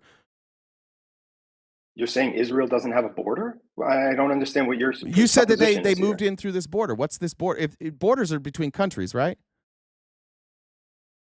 Well, borders are where one country ends. Like there's like you're out in Arizona. Because I think there's land that's not incorporated into a town. Are you saying that that's not a real border? Well, let me explain. Let's say unincorporated area after. So like we have a border. So like we have a border with Mexico. So we have a border with Mexico, right? And where I live in Arizona. Mexico is not allowed to control my airspace, my border, the territorial waters. They have no control over that. Correct. But Israel has control over that with Gaza, right? They have a siege. I think that's what you're referring to. The siege over Gaza, where they don't allow certain things coming in through land, through sea, right? Yeah. And they're justified to do that because why? Because of what was being done to them using those avenues. What was being done to them? Where do you think all those rockets came from? Thousands and thousands of rockets were shot from Gaza into Israel. Where did they come from? Other places. Probably Iran. Right. Where did Israel and where did hang on. No, and no, Israel. You answered my question. And Israel. You answered my question. I did. And Israel. Where did Israel Israel gave them rockets? And where did Israel give did I say Israel? I meant Iran. If I said Israel, I meant Iran. Okay. Hang on. So wait. Let me. Where did Israel let me make a point? No. Where did Israel get? Well, we're just going to do this together. Make a point. And Israel got their weapons where? No, what do you mean? And Israel got their weapons where? I'm talking. And I'm just making sure we're on the same page. No, you're sidetracking. I'm making sure we're on the same page. We're going to compare because we're comparing apples and apples here. I'll let you go. I'll let you go. I'll let you have your argument. I'll let you have the argument. Where did Israel get their weapons? A lot is homemade and America. Okay, great. Continue. Okay, so now I'm got to retrace my steps here. So what I was saying is that in Gaza, they shot these rockets, thousands and thousands of rockets, starting in 2008. Well, actually before 2008, 2007, and then ever since then. And then after October 7th, they shot thousands and thousands, tens of thousands of rockets. Right? I just want to make sure we're on the same page here with how events. You're talking about occur. from October 7th? Yeah, sure. I'm talking about the whole thing. When I said that, what's the whole thing? In 2007, in 2006, 2007, ever since, there have been brief periods where Gazans shot rockets into Israel. Let me ask you a question. Well, how do you determine? You said you'd let me make my point. Now you're. I'm asking a question about your. I'm asking a question about your point. Calm down. Okay, feel free to ask. How are you determining who's like starting these conflicts? Because you keep bringing up all the times. I did not ask who started. I asked if it happened. Brother, chill. Why can't you answer? Brother, you have to sidetrack everything. I'm asking. Oh, you're asking who's starting. I'm asking if it happened. I didn't ask who started. I asked if it happened. You won't even answer. No, I'm hysterical. Yeah. Maybe it's my volume. I'm talking like in a whisper. No, you just keep going. What I'm wondering is because it seems like the way keep going. It seems like the way that you're telling the story that Israel just. I told no story. It seems like the way that you're telling this story is that Israel, throughout all of this, is just perpetually the victim. And they've never been aggressive. And they've never shot rockets. They've never occupied. They've never killed anybody. What have I said that just real quick. That? Well, what you've not once brought up a single thing that Israel did in any of those years. And it seems like, and this is my problem with this whole thing. One, let me just tell you again. I could give a fuck about Israel. I could give a fuck about Palestine. If they want to go, if they thanks want for to, letting me make my if they point. want to go to war with each other, they can go to war with each other. What I have a problem with is shit like this, where we're going to sidetrack for hours about who's the bad guy. They're both bad. They're both bad. I've already at the start of this conversation, I've already said that they're both bad. And frankly, I'm not really that interested in relitigating like who's the bad guy here. I want the United States. I know you're not I want very the interested. United You're States. I want the very United easy States. to see. I want the United States to stay out of this. And if you, if the people in Israel, I didn't remember. Are you a dual And we citizen? can have it. We can have Are you a that dual discussion. citizen? We can have it. Are you a dual citizen? I am not, but Okay, great. it So doesn't I make a want the difference. people in Israel and the people in Palestine And we to can- handle and we their can have that argument about whether to US handle should be involved. to handle. We were That's not what we're discussing. that's what this was about. And then you No, wanted to you talk won't let about me who's make the my bad guy. fucking point. The whole point of this conversation I from never the beginning. said who's the excuse bad me, guy. excuse me. The whole point of this conversation from the beginning is why is Iran a threat to us? And now we're talking about the history of Israel and Palestine. So let's go back to that. Why is Iran a threat to us? So you're not going to let me make my original point? I don't Okay, care. No, thank I don't you. care about that stuff. I really don't. No, well, I'm I glad care. you I don't care about because why I'm we're gonna bombing say, Iran. Every time I say anything, you just cut me off and you say, "Oh, I'll let you make your point," and then you don't let me make it. Keep you don't let me keep finish the crying about sentence. it some more. That'll help. I have tears running down my face. I'm drowning in tears. You're a man. perpetual victim. I'm so proud. Why am I supposed to be afraid of Iran? I could make a point, but you'll just stop me in the middle. So because you can't. Your ego is so easily bruised. You can't let someone else make a point. You can't even let anyone else see that you don't know what you're talking about. Can I once again try to say what I was saying, or are you going to cut me off? No, I want to know why I'm supposed to be afraid of then I Iran. won't. I could explain it to you, but it would just go over your head. Well, you've spent about 30 seconds whining like a little bitch about how I won't let you talk when you could have been talking. So why don't you just tell me why I should be afraid of Iran? Because of their proxies and the work that they've done against America. And if we leave the Middle East where all the proxies are you saying that Iran then will take those proxies and move them to America? Possibly. Talking about shipping lanes and stuff like that. No, I'm not talking about shipping lanes. I can only hypothesize. No, I'm not talking about shipping lanes. I'm asking, will they move those proxies by America. to America? Are they not? No, I'm talking about America. I'm saying what if we withdraw from there? We would just embolden them. To do what? I don't know. Have they ever bombed any American air base? Have they ever done Our air bases would be any gone. other Our kind air of bases would terror our or air bases. cyber attacks? No, we're pulling out. Remember, we're not there anymore. No, we're pulling out. Not going to happen. No, I said. Listen, brother. My suggestion is that we get out. So if we get out, why should I be afraid of Iran? Cyber threats. Put it that. How about that one? Well, that's already a threat. And does that make it? Well, then it won't help if we pull out. Oh, excuse me. When we bombed them, did that make them more or less likely to do cyber threats on us? No, but what it does do is. So why should I be afraid of Iran? Oh my God! You won't let me finish. So why should I be afraid of Iran? I'm trying to explain to you, Go but ahead. you have this like inability. You do not want to understand. You're speaking right now. Just tell me your point. My point is, let me reframe this. Okay, I'll answer your question with this question. Why do you think Iran hates America? I don't fucking care. Why should I be worried about Iran? Then why can you ascribe anything that would happen? Why are you not answering my question? Why are you asking me more questions? Because you don't even know. Because you don't have any frame of reference to gauge from. I want to know why. Just tell me why. School bullies. I'm giving you the opportunity to tell me why I should be afraid of them. Because they know we back Israel. Well, let's stop backing Israel. I don't think we should back Israel. Let's stop backing them. So is that because they're Jewish, or it's because do you think any country that's under threat we should be? Netanyahu's a war criminal and he drags us into Netanyahu war. isn't but they're a democracy. You don't just because they're not Trump, right now, right? are they? They're not a democracy right now, are they? What do you mean they're not a democracy right now? What does that mean? Are they holding elections?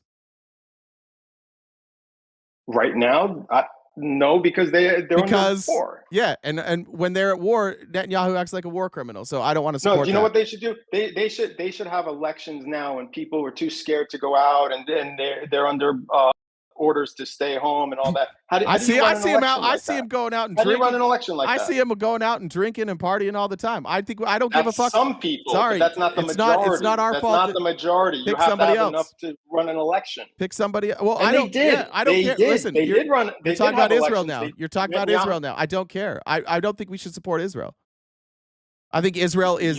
I think Israel is that drunk friend that gets you into fights all the time. Let me understand this.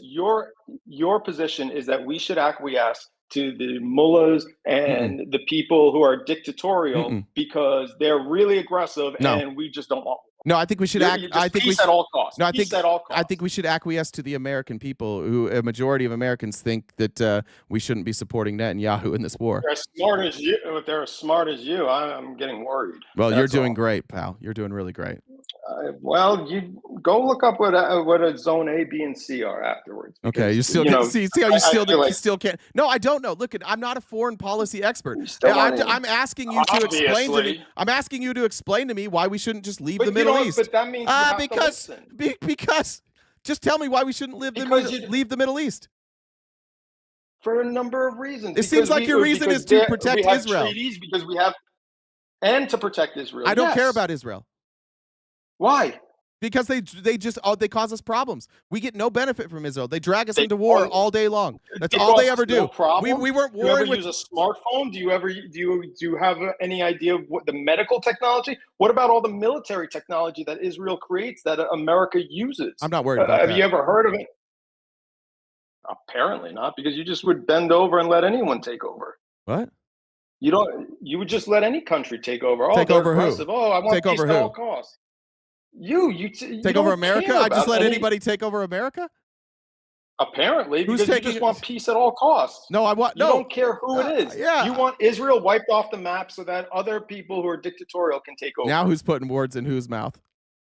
No, this is the conclusion. See, the problem is, what other conclusion can you come up with? The conclusion that I've come up with is Israel are bad actors. They are war criminals. I don't support what they do. They don't deserve our money. They don't deserve. Well, guess what? If we were support, they didn't guess what? cheer Guess about what? dead Hey, bodies guess and what? rapes Guess and what? all that. Guess You what? don't listen to Guess any what, of the bitch? hostages Guess and how what, they bitch? said all this. Hey, guess what, bitch? Baby. Guess what? I don't call me a bitch. I've never insulted you once. Oh, I'm insulting you. I also don't think we should. I also don't think we should fund Hamas. I also don't think we should fund Hamas or the Palestinians. We should just pull out of the Middle East. So brave. If you don't let the Palestinians have any outside aid, they starve. So you're just saying that they should starve because UN, UNRWA, and all these other places, Palestine. Bro, what are you talking about? Biggest. Now they're the biggest recipients of international aid. Now you're advocating for the Palestinians. What about the Palestinians? Says the guy that 5 seconds ago was like, "Fucking kill them all." Jesus Christ, man. Dude, you're deluded, man. Fuck Israel. Take a Valium. Fuck Israel. Take a Valium. Fuck Bibi Netanyahu. Fuck them both. Yeah, He's a war criminal. I don't think he deserves any of our money. I want a prosperous Palestine. I want a prosperous Palestine. Cool. Then go there. Because I actually have Muslim friends. Then go help out. I actually have Muslim Then go help friends. out. Unlike you, who then go help out. You just want. Then go help out. Fuck everyone. They should go all help die. out. Blah blah blah. Then get off. Then get off your ass and go help out. Pluralistic, secular. Then get off your ass and go help out. Go over there. I'm trying to educate the ignorant. I'm trying to educate the ignorant. You're doing a great job. The ignorant just keep on.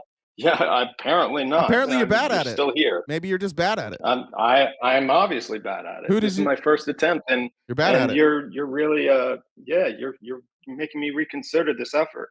I would reconsider. You're bad at this, and you don't have a defense. Your defense for you say we shouldn't pull out of the Middle East because Israel. But I don't care. No, Israel has cost us Israel has cost us thousands of lives, trillions of dollars. They are a bad actor because of anti-Semitic bullshit. Oh yeah, that's why we went to Iraq because of anti-Semitism. We got dragged into Iraq because of anti-Semitism. Is that what happened? No, Why'd we We go to got Iraq? dragged into Iraq because of George W. No, Bush. because of Netanyahu and Israeli intelligence that told us that they had weapons of mass destruction, and just like the intelligence that they claim they have about Iran, it never materialized. Secretary of Defense It never said, fucking materialized. And our leaders. Is that why Rumsfeld wanted to? Is that why all these people? Yeah. Because, that's not a conspiracy theory, dude.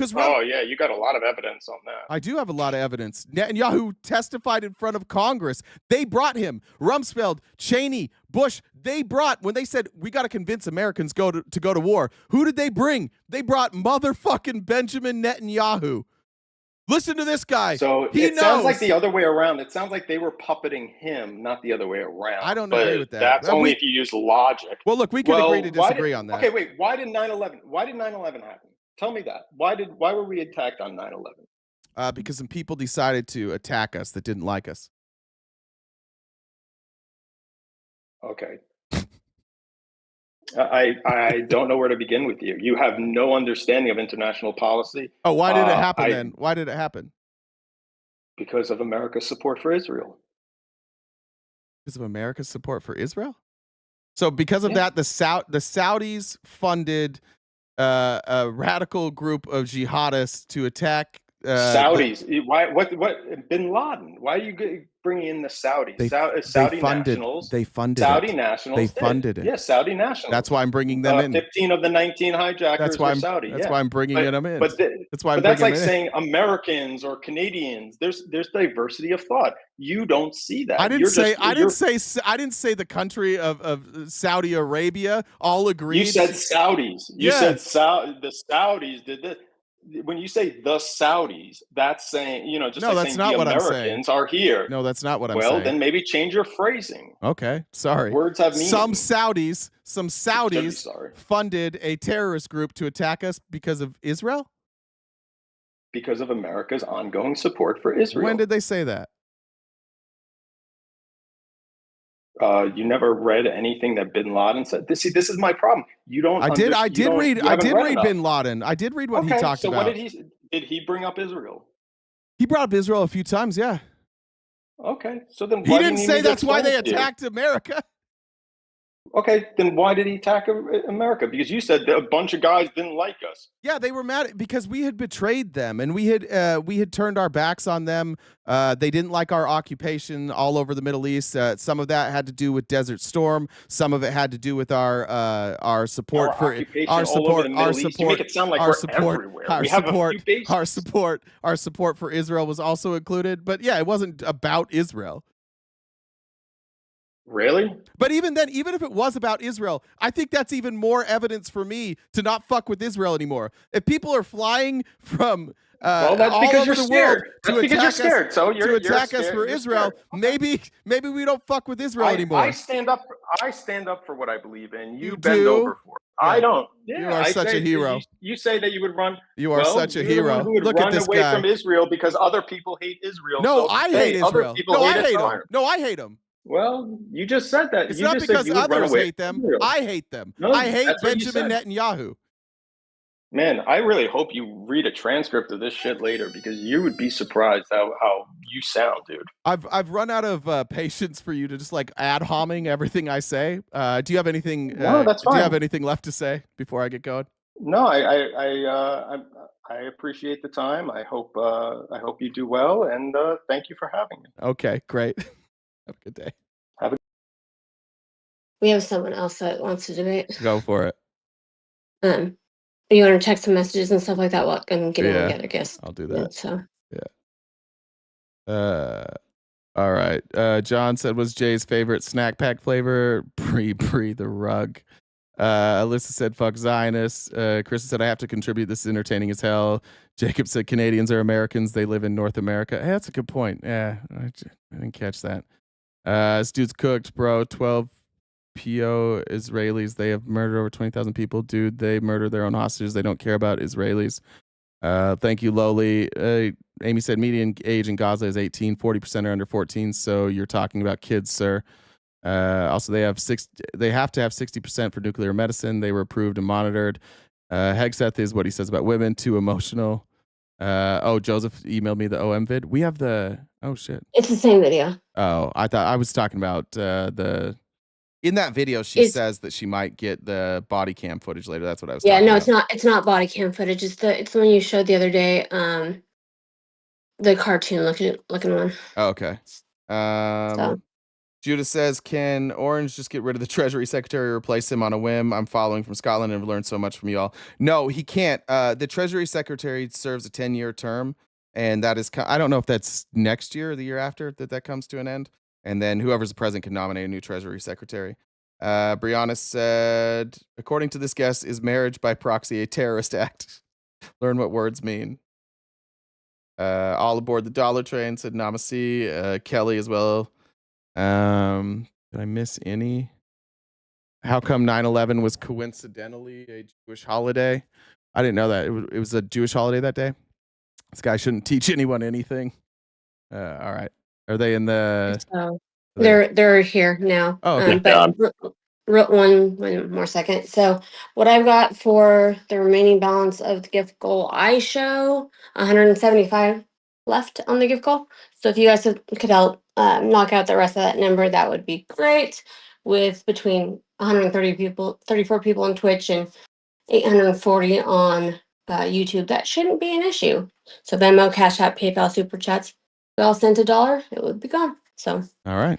Thanks, Jen. All right, who do we have here? This is Robin. Yeah, you can call me Robin. What's up, Robin? What's on your mind?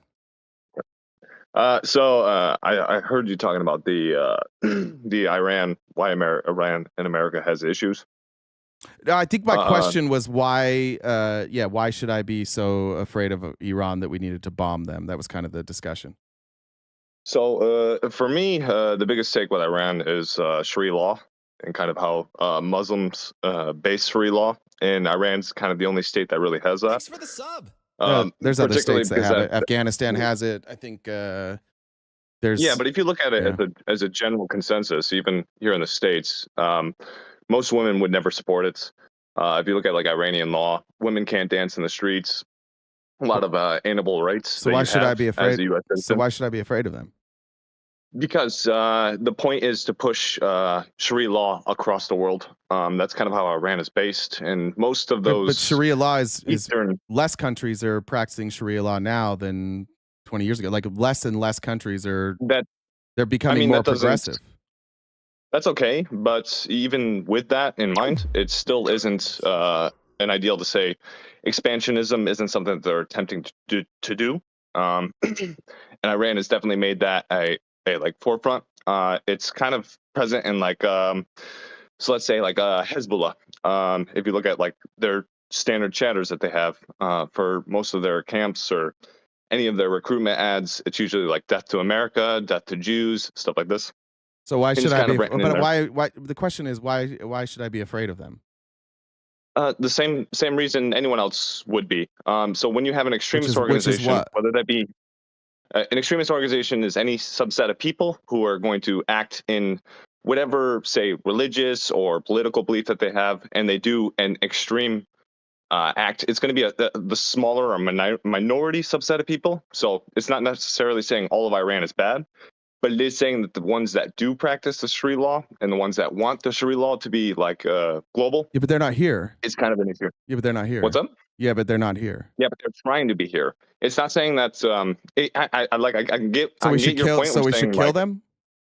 No, not necessarily kill them. Bomb them. But the subset of saying allowing. Okay, bomb if them? you allow an extremist. Wait, hold on. So should I understand? Not kill them. So should we bomb them? It's not this or that. It is this. It is this or that. Because my question is about why we bombed Iran. Like why did we bomb Iran? What's the point of that? So Iran is its own complication, because now you have a Sharia law state who wants expansionism, who is now developing a nuke, who shows active interest in both death to America, death to Jews, death to anything that isn't Sharia law or anything that isn't Muslim. That becomes a problem for the entire world. Wait, but our Secretary of Defense says kill all Muslims. So how are we different than them? Then our Secretary of Defense bomb us, right? If So our they should- Secretary of Defense says so they that, should then bomb that's us? his own stupidity. I don't Yeah, but speak obviously, for but obviously, right? Like, obviously, we're not going to do that, right? that would make no sense. Okay. Categorically, extremely, Similar. it just I look at that. it doesn't make any sense. I look at that similarly. What you're doing is you're taking the voices of a small minority of things that they have said, and you are applying that to the entire country. And I see no evidence that what they're trying to do is kill America. I see no evidence of that. When a small minority overpowers the majority, you get something like Nazis.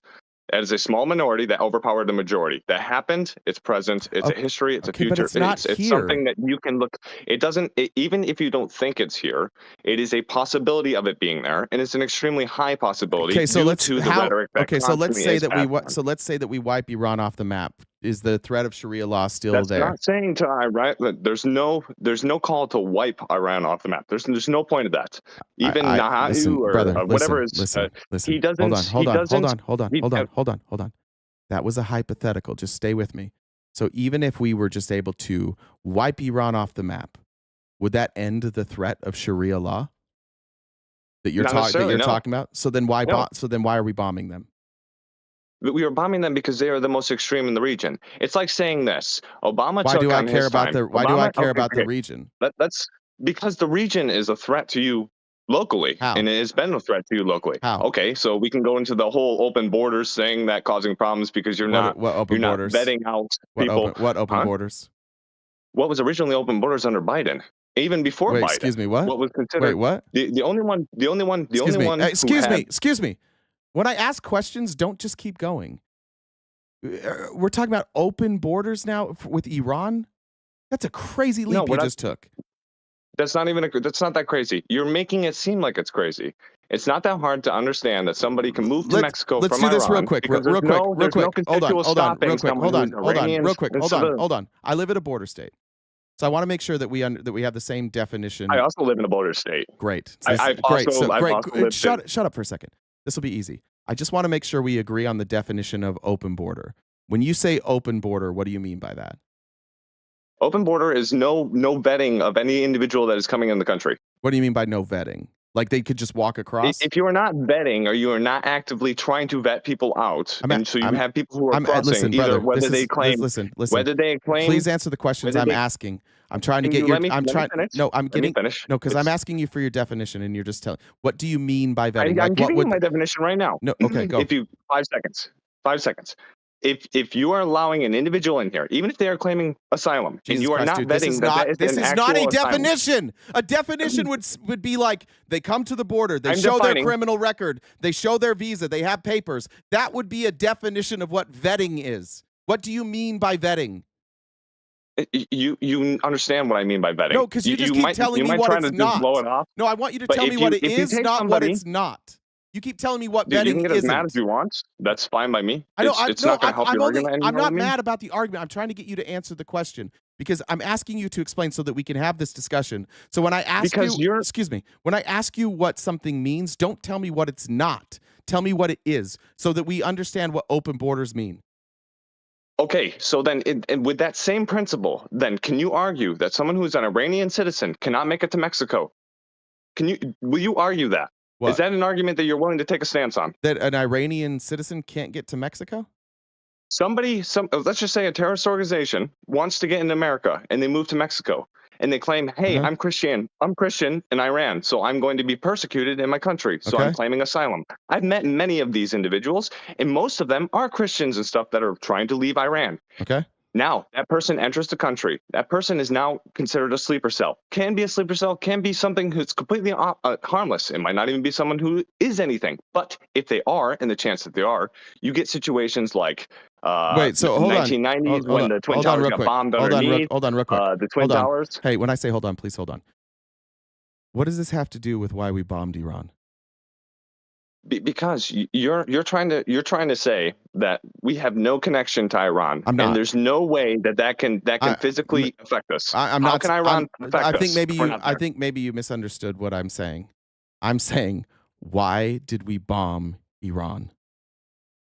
We bombed Iran because of their stance, both on global terror and on the rest of the world. It's not just us that they What affect. stance? You realize that What like stance are you France had their own thing where they were getting beheaded in the streets. What stance are you talking about? Iran is known as a global terrorism supplier. But this what is a very good what and prominent stance? issue since What stance are you talking about? not using proxies to terrorize the world. I Okay, mean, my understanding is other we stance bomb. would you My want? understanding is the justification given by at least our leaders is that we bombed Iran because they were afraid they were going to get a nuclear weapon. That's I would my be understanding. too. Would Okay, you not? If I you're agree. willing to fund terrorism across the world So, stage, what's going to stay stop with you me. from using a nuke and giving that to terrorism Listen, across the world stay stage? with me. Then stay with me here. So a week before we bombed them, Iran said we will disassemble our nuclear program, and you guys can have oversight on that. Just get rid of the sanctions. Why didn't we just get rid of the sanctions? Why did we bomb them? Why couldn't we just get rid of the Okay. sanctions? So what happened during Obama's era when he got rid of the sanctions? No. Please He answer. ended up just funding other terrorism organizations with the money that they had raised, Hezbollah and stuff like that. Even though they were reduced. Excuse me. Thank you. Go ahead. Why not just get rid of the sanctions and get eyes on their nuclear program again? Okay, but does that stop the world's global terrorism? No, You but can, that's you not can why. patch But one wait, but problem, that's but not you're why. not fixing the other. But that's not why. You have to fix but that's, both problems. But You our can't leader, Band-Aid but fix. excuse me, our leaders told us that the whole reason we bombed them is they were close to getting nukes. So if they're going, Yes, so if they're going to get rid of their nuclear program, and we don't have to bomb them, one, it's less violent, and two, if we want to establish relations, if we want to try and have peace at any point, we have to stop bombing people. All we do is escalate. We just bomb. It hasn't worked. I think it's time we try some diplomacy here. Why not just say, okay, we'll overlook your nuclear program, you shut it down, and we'll get rid of the sanctions. But maybe we put stipulations on the sanctions, right? Maybe the stipulations on the sanctions are if Americans are attacked by any of these groups that you're funding, we will put the sanctions back on. Why not? Yeah, but that would be something that would be you almost leaning Republican at that point, because now you're saying no, Trump. And this is what I'm saying. No, the Republicans said no to that deal. The Republicans said no to that deal. Realize it. The Republicans said no. No. What they're saying no to is just Trump said it's too late. Trump said it's too late. Those are his words. Those are his words. He said it's too late. Yes, because they were giving plenty of warning to get rid of the nukes. There's plenty of time that they've been okay, but they came to the negotiating table and and said we'll get rid of it. So why not go with them? Okay, so you honestly believe that from this point you get rid of the nukes, and then they still have the ability. So global trade and stuff picks up in Iran. They're getting money and stuff again, and then they fund global terrorism again, the exact same way. Because there's nothing in negotiation to say, hey, you can't fund global terrorism. Why anymore. not? Huh? Why not negotiate because that? Literally, nobody does. I know. At the same time, you are advocating. I'm advocating that we should. I'm advocating that we should. Okay, then tell your representatives to advocate that. The Democrat Party doesn't advocate that. I have been. Because this is evidence. First of all, brother, I'm not a Democrat.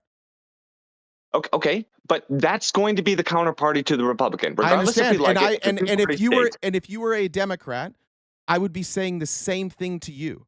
And if you were a Democrat, and there are Democrats who sound like you, I would make the same argument. I agree with you. This is not a Republican or Democrat issue.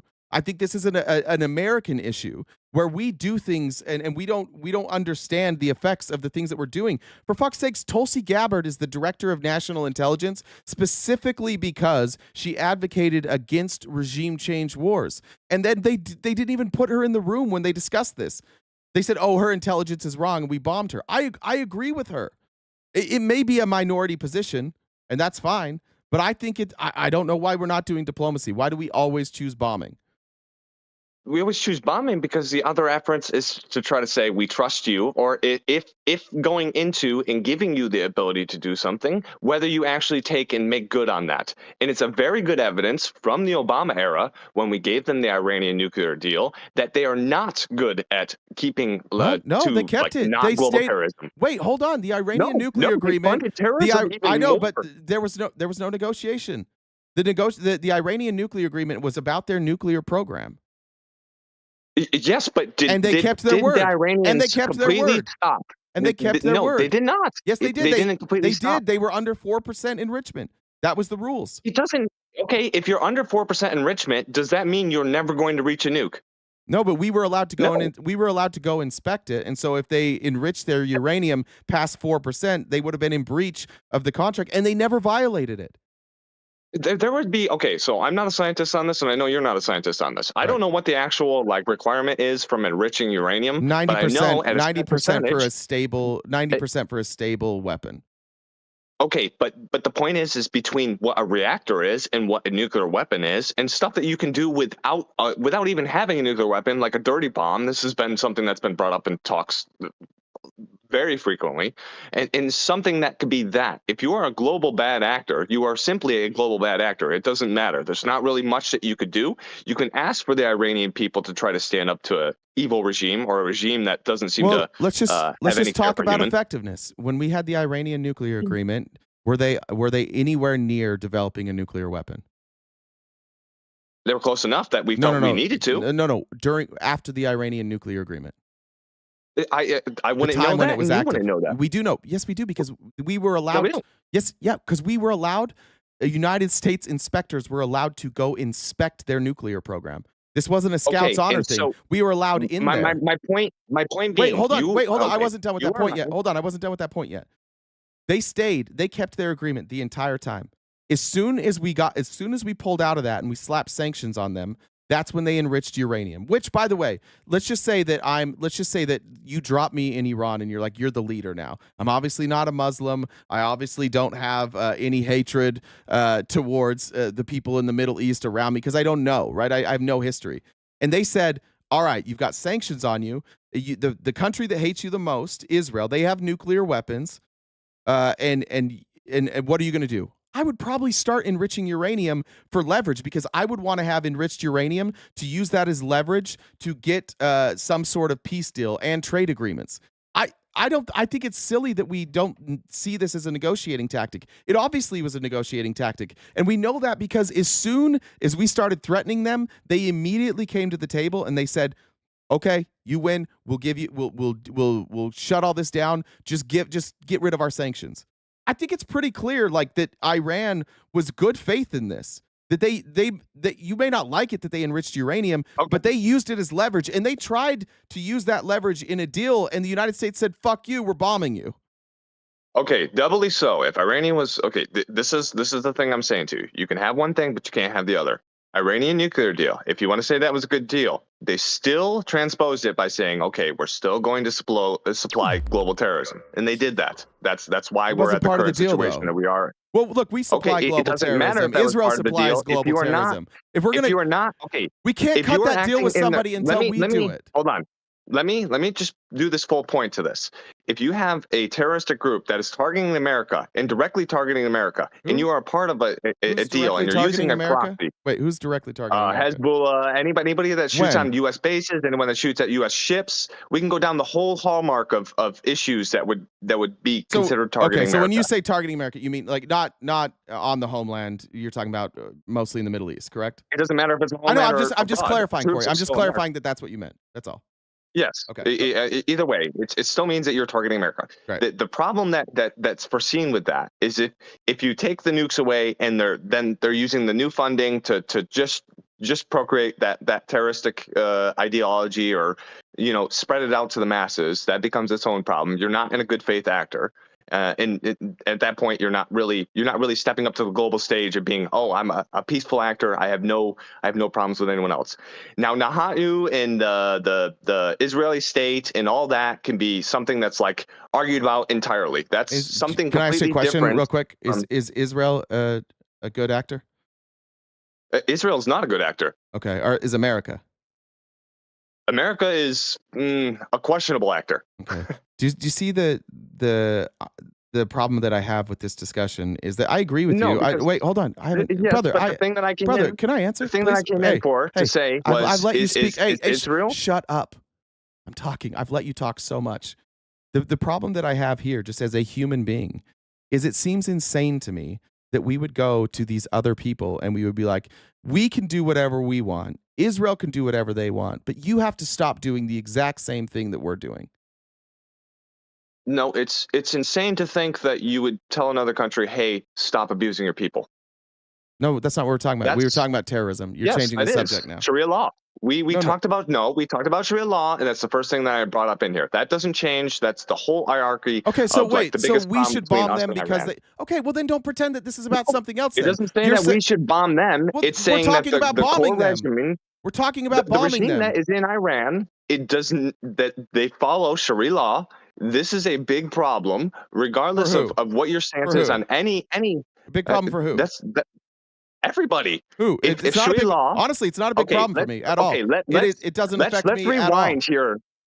Let's rewind. Let's do it. If you're okay with Sharia law here in the States, I'm you're not. more than I willing didn't to say go that. back to free women's rights in America. Like, I didn't say I was okay with it here in America. What are you talking about? Then you need to understand that Iran is pushing for that to be a global. global I don't care. Thing. I don't that's care. People, that's their, I don't think that they is have. their There's ultimate a goal. 0% chance of them instituting Sharia law here. 0%. Okay, that's definitely a morbid lie. You want to know why? Explain you this have to me people then. like Excuse me. Excuse me. No. Excuse me. Excuse me. Excuse me. Excuse me. Excuse me. Thank you. We have had more immigration from areas of the world where there has been Sharia law in the last 4 decades than we have at any other time. And we are no closer to Sharia law. There's no place in America that is close. The closest thing we have to Sharia law is like Republican states, like where in Alabama, if your dad gets you pregnant and you're 9 years old, you have to carry her baby. I'm far more concerned about like the elevation of Christian nationalism than I am Sharia law. And I think that's a real threat. Sharia law is no threat to me. That's a completely different argument. We can get into that the argument if you is want Sharia to, but law is no threat. That has nothing to do with why saying Iran is an actual threat to America. Threat and how, if you though? say Sharia law is not here in the States, I will give you an example. Hassan, one of the biggest freaking Twitch YouTubers, is a massive Sharia law lover. Huh? You're talking about Hassan Piker? Yeah. He's a massive Sharia law lover? Yes, he is. Give me an example of something he said where he supports Sharia law. He literally had a Hezbollah terrorist on his own stream. I mean, what does that have to we do? can go Wait, down the excuse whole, me. What does we that can go have down to do? the whole Wait, excuse me. Ethan Klein drama that's new here, knew and you you might not have watched, but I think the rest of us I have knew you watched. sound just like that motherfucker. Okay, tell me more about. We got an H3 listener here. Tell me more. All right, so Hassan had somebody that was a terrorist on his show. Therefore, Hassan, whose family I believe fled persecution, come to America. He wants Sharia law because he had on a terrorist. That's so totally what his family definitely has done. Nothing about his dad or grandpa. Nothing. It doesn't exist, right? Like, we're just going to wipe that out. The question. No, you're not answering my question. My question was. You need to understand. Wait, no, stop it. Answer. I Either. don't care. I asked you a question. Are you saying that Hassan wants Sharia law because he had on a terrorist?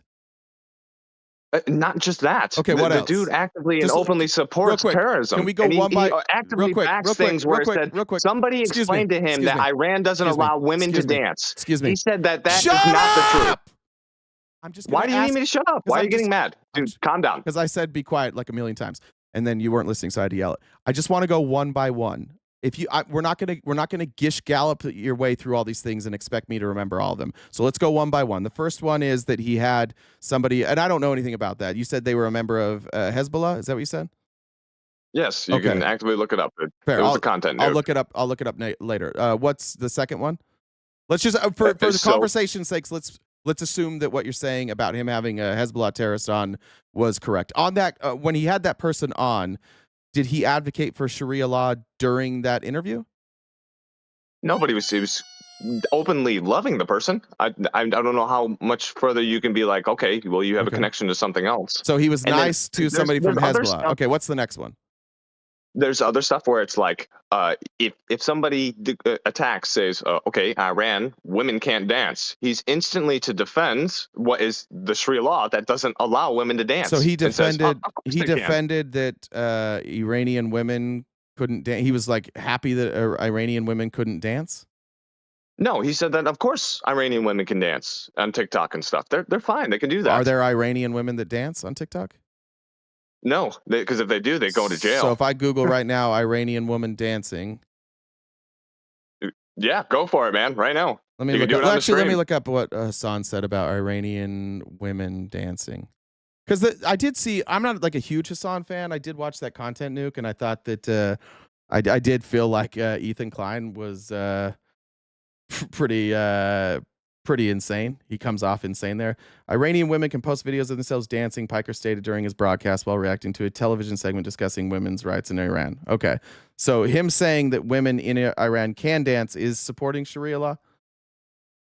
No, it's saying that he has no understanding of the Middle East. Okay, but that doesn't mean that you support it, right? He seems to protect. Yes, he's protecting Iran. He's By actively saying said that Iran, Iranian women can deserves nukes, dance? stuff like this. Huh? By saying that Iranian women can dance? Yes, because somebody argued with him to say that no, they can't dance, and he defended yes, they can. Like this is a free state. Iran is not a free state. So my understanding is that dancing is not prohibited in Iran, but it is restricted in public spaces. It is prohibited. You will get arrested. You'll find only several if it's in articles about it Iranian says women only who got arrested. in public. No, if you do it in a way that they find demeaning, like if you dance in a sexual way, or if you have too little clothing for what they deem necessary. Okay, so I mean, this is the only Hassan, state where. Okay, so far we have, because Hassan talked to somebody from Hezbollah. Was that person from Iran? That member of Hezbollah? No. Where were they from? What? Southern. I don't know where it is. Were they the from southern part? wherever Libya? they were from? Did that country have Sharia law? Yes, at least their group has Sharia law. Okay, maybe not the country, but they're an extremist group, so they do like within their group they have Sharia law. Yes. Okay, well, for sure. By the way, I'm actually okay with religions having their own. Like, I come from a high demand religion. I think all religion is stupid, but like I was a Mormon, and there's ridiculous rules. Like, you can't drink coffee, you can't curse, you can't watch like rated R movies. I'm okay with that as long as somebody like is joining a group like that and having those standards. I'm cool with that. I agree. Where you lose me is when we say it's the government doing it. So I would say that so far Hassan saying meeting with somebody that's not Iranian that is a member of Hezbollah does not show that he supports Sharia law. And the second part I think is a gray area. I think we can call that a gray area. What's your third piece of evidence? I mean, we can go over evidence all day. Just go on the content nuke and just well, watch I'm just it over, asking man. you. I don't. He also had somebody live on show watching while he was watching what was terrorist propaganda, and they were singing about shooting AKs, killing people, shit like that, killing Jews, and then But being it's interesting because like Hassan is very like openly sexually active. That has nothing to do with political beliefs. You can be as sexual as you want. It doesn't matter. But Sharia law only becomes a problem for me when it's a political belief. I don't have a problem with Sharia law if somebody chooses to live that, right? I have a problem when it's forced on other people. But as I said, there is a difference between what is extremism or considered extremism and what is a normal person. That's why I said, like, when we got to the whole purpose of, do we just bomb all of Iran? No, but the current regime is definitely an issue because of the way that they practice it. That's the primary issue of why they are a threat to you in America, even though it doesn't seem like they might be. I think you're having a hard time convincing me that this is a threat to me. I think you would have a hard time convincing anyone that it isn't a threat to them. I mean, your only argument is that I understand that, but I asked you to, but I'm asking you to explain it to me. And so far what you have is Hassan Piker. I don't think that's very convincing. So far what I have is actively so far without us doing, if we did literally nothing, okay, so just the blank minimum, America fully pulls out, there is still Islamic extremism that exists here in the United States, and people are converted to Islamic extremism, and that's been shown case study over and over years. Yeah, most of the terrorist attack, like most of the Islamic terrorist attacks, not in total number of people dead, but like in the actual attacks, like a lot of those are homegrown. Yeah, I agree with that. Yeah, so that's a problem at home because those are people. How do they become extremism? Because we bomb their countries, we kill their friends, and then we create this and we create this dichotomy. These are homegrown terrorists. And we create bombing their countries. Real quick, just let me finish. We create this dichotomy, and then people hate us, and then people come to America, or they, a lot of these people are recruited online, and they say, "Look at what your country is doing to our people. Here was my family. Now they're all dead. They got hit in a drone strike. Your country is evil." And people fall for that, and then they become radicalized against our government. Look, I don't think it would. I don't think with our history, I'm honestly a little surprised that there's not more people who have revolted against our government. I'm grateful that there aren't, but yeah, like there's plenty of ammunition to radicalize somebody against the United States government, unfortunately. Yes, but they've been doing this long before we were even over there. Like this wasn't just we're over there and now this is an issue. Yeah, but I don't see any evidence that we're bond before we were over there before that. So but I don't see any evidence that we're closer to Sharia law. In fact, I would say we're further from it. Because I think we're closer to Christian nationalism. And the Christian nationalists generally are also like extremely Islamophobic. I think our country's moving in the exact opposite direction. And give me an example. If you can't with that, then give me an example of Christian nationalism as you support it. I don't support Christian nationalism. I hate Christian. Or as you see it. As I see Christian nationalism. I think a perfect example is the one I gave earlier in Alabama, where there's no exception for abortion for instances of rape and incest. Yes, but abortion goes beyond what is religion. We can argue this back and forth. I'm independent on abortion, but in Alabama, it is. But in Alabama, it is driven by. I agree, there can be overlap, but in Alabama, that's driven by a Christian ideology, a severe Christian ideology. I agree that you can come to that conclusion without Christianity, but it's driven by a Christian ideology. Okay, but then why would your particular interest on that then be okay? Well, if Alabama has this issue, in Alabamians they take issue with this, then why don't they elect a different state senator, state governor? Because they want it. That's my concern. Is that Alabama sees that and they like it. Okay, then that's something that they would have to overturn themselves. I agree. Whereas if you're in, say, California, I'm full abortion up to whatever point or predetermined point that you want. You can have that. Yep. And that may go against them as a religion. You know what doesn't happen? The people in Alabama aren't killing the people in California because of that. Because it's not just a religious thing. No, listen, and if you wanted I know, to but I'm asking, then the entire country would have been divided long ago. Right, but what I was saying is I don't think we're any closer to Sharia law. I'm not comparing the two. I'm not trying to say like that I like Sharia law or that the people practicing Sharia law do good things. I'm saying I don't think that there's any real threat of the United States falling into Sharia law. I saw it yesterday, like with Mamdani being elected. This is a incredibly like socially liberal person. And just the mere fact that he is Muslim has half our country screaming Sharia law. I don't think we have a good idea of like how close we are to Sharia law. Are you talking about the governor of New York City? The mayor. The candidate. Mayor, yeah, whatever. But yes, he's kind of a problem. Like you can see things where he's directly interfacing with people who do believe in Sharia law. Hassan, especially. I don't think so. I don't think you have a good argument that Hassan believes in Sharia law.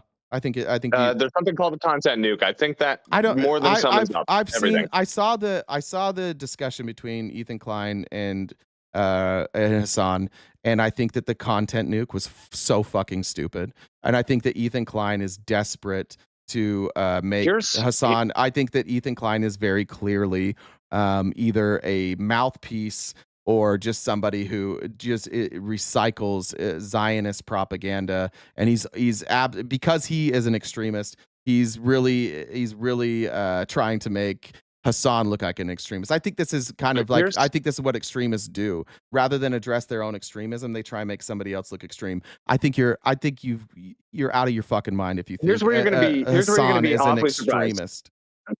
I'm dead independent, right? So I'm dead independent. I don't care about that. Can you just address what I'm saying? No. Listen, because it matters. It matters in principle. I'm dead independent. But you're not responding to what I said, and now my feelings are hurt because I feel like what I said was I feel like you're. I mean that's just a general consensus. I was just making a joke.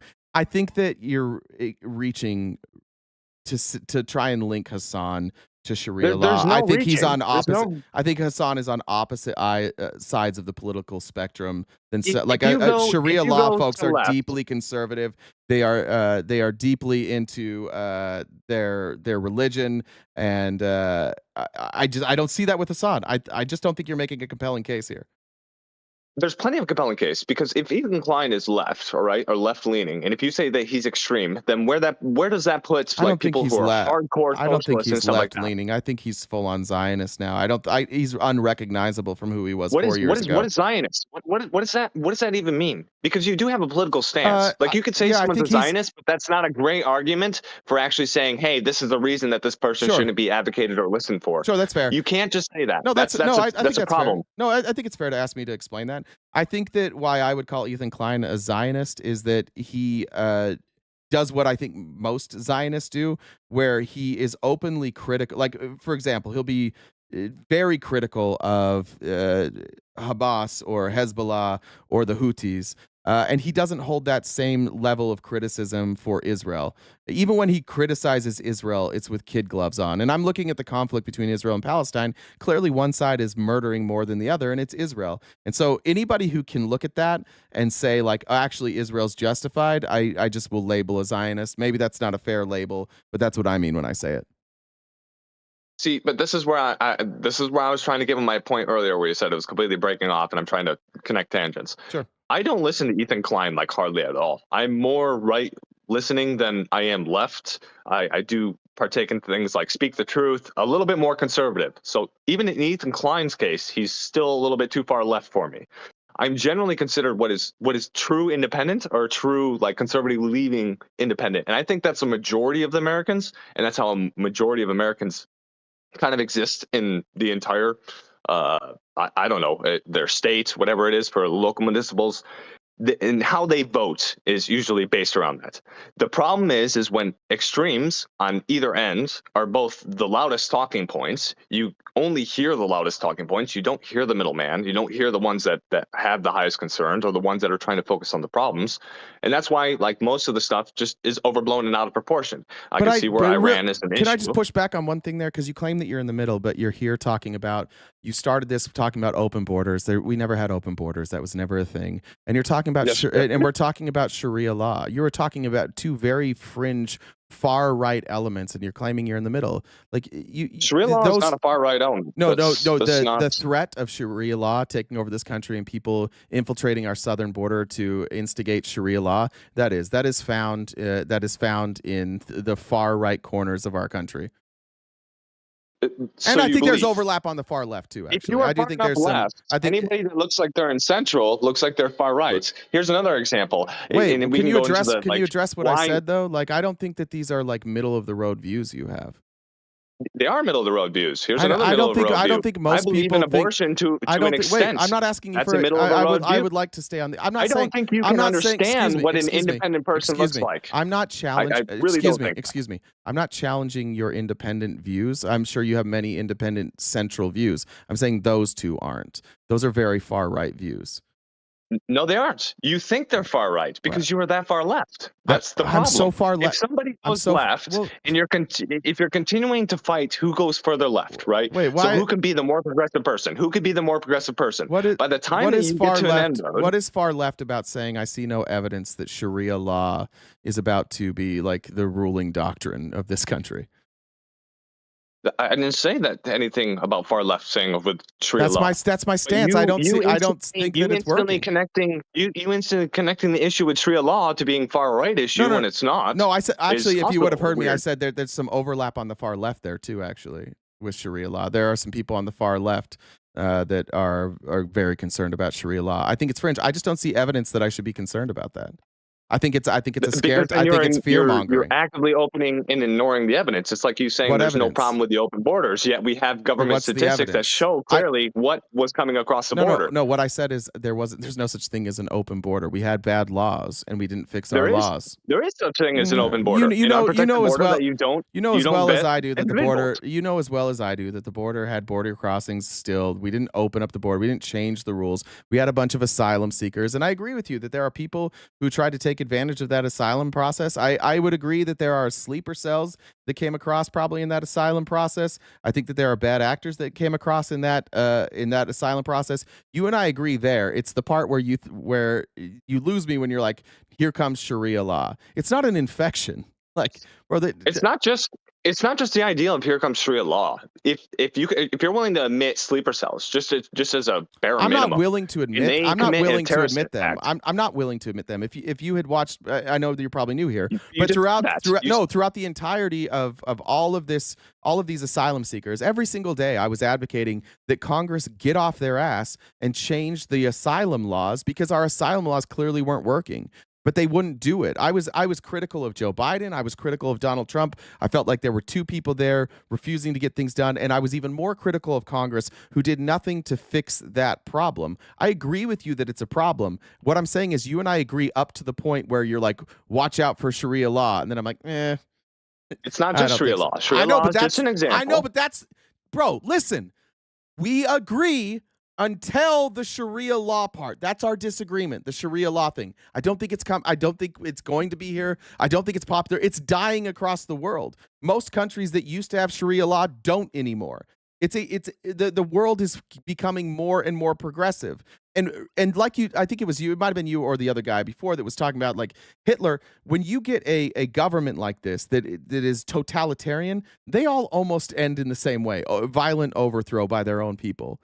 And if the United States, like I think if the United States wants to step Hitler away, was a violent overthrow by his own people, because that didn't no, occur. but I think it would have. I think it would have been if everybody else didn't. If we could have gone on like the if, would if have. Hitler, History proves sure. otherwise. Well, Stalin is another example of this. There's plenty of other ones. Hitler never gave us that chance because he started invading other countries, right?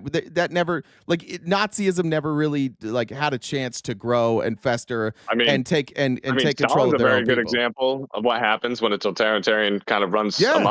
Yeah. And then kills their great belt and then kills millions of people. So and then we advocate for the same thing that just adds so, for more problems. So what do you think? Communism just brings so here's my problem. No problem? Right. So here's my problem. If you want to cripple Iran, if you want to get people to fight against Sharia law, us bombing them and standing by Israel while Israel bombs them and innocent lives are lost, that radicalizes more people to be on the side of the Ayatollah. If we want to end this, then we ought to help the Iranians like radicalize and maybe we can support them. Maybe we can even fund them. We've done it before. I'm not a big fan of regime change war. I wouldn't do either of that. But that's a better option. But dropping a bomb is going to radicalize more people. I think it's counterproductive. No, I think honestly Trump has taken probably the best stance he can, which is hit the nuclear sites and tell Israel and Iran cut the shit. That's all. Hit and run. Like just cut the shit. Well, we don't know if that was effective or not. We don't. But the point is all the other methods that have been tried would be doing insanity and expecting a different result. Insanity literally is doing the same thing over and over and over and expecting a different result. The nuclear agreement was effective. It was. No, it wasn't. It was because they still supplied global terrorism. Right. We've already explained this. I'm not talking about global terrorism. I'm talking about but if you can't handle a country that doesn't want to act proper on the world stage, then obviously that country is not ready to be a part of the world stage. They are an issue. So the regime is a problem. Brother, we dropped a bomb on a hill and then we fucking quit. We killed innocent people and then we quit. Okay, so do you have evidence that we killed innocent people? Because your stance is, we sure. Let me wait. Hold on. Let me rephrase that. I would like to explain to you, like, when it comes to targeting systems. Excuse me. Let me rephrase that. Israel killed innocent people with the support of the United States. Okay, so and then what was Israel told? Hey, knock it off. Knock it off. What? The same thing you told Iran. Knock it off. What? Are we missing the whole You're talking about ceasefire? After we bombed them? Yeah, after. Yes, after the situation's handled. Knock it off. So have we done anything to stop global terror? We do plenty every day. No, listen, bud. This is the part you're missing. The drop. What America did was we said we wanted to disable their nuclear their nuclear abilities. Right? I know, but just listen.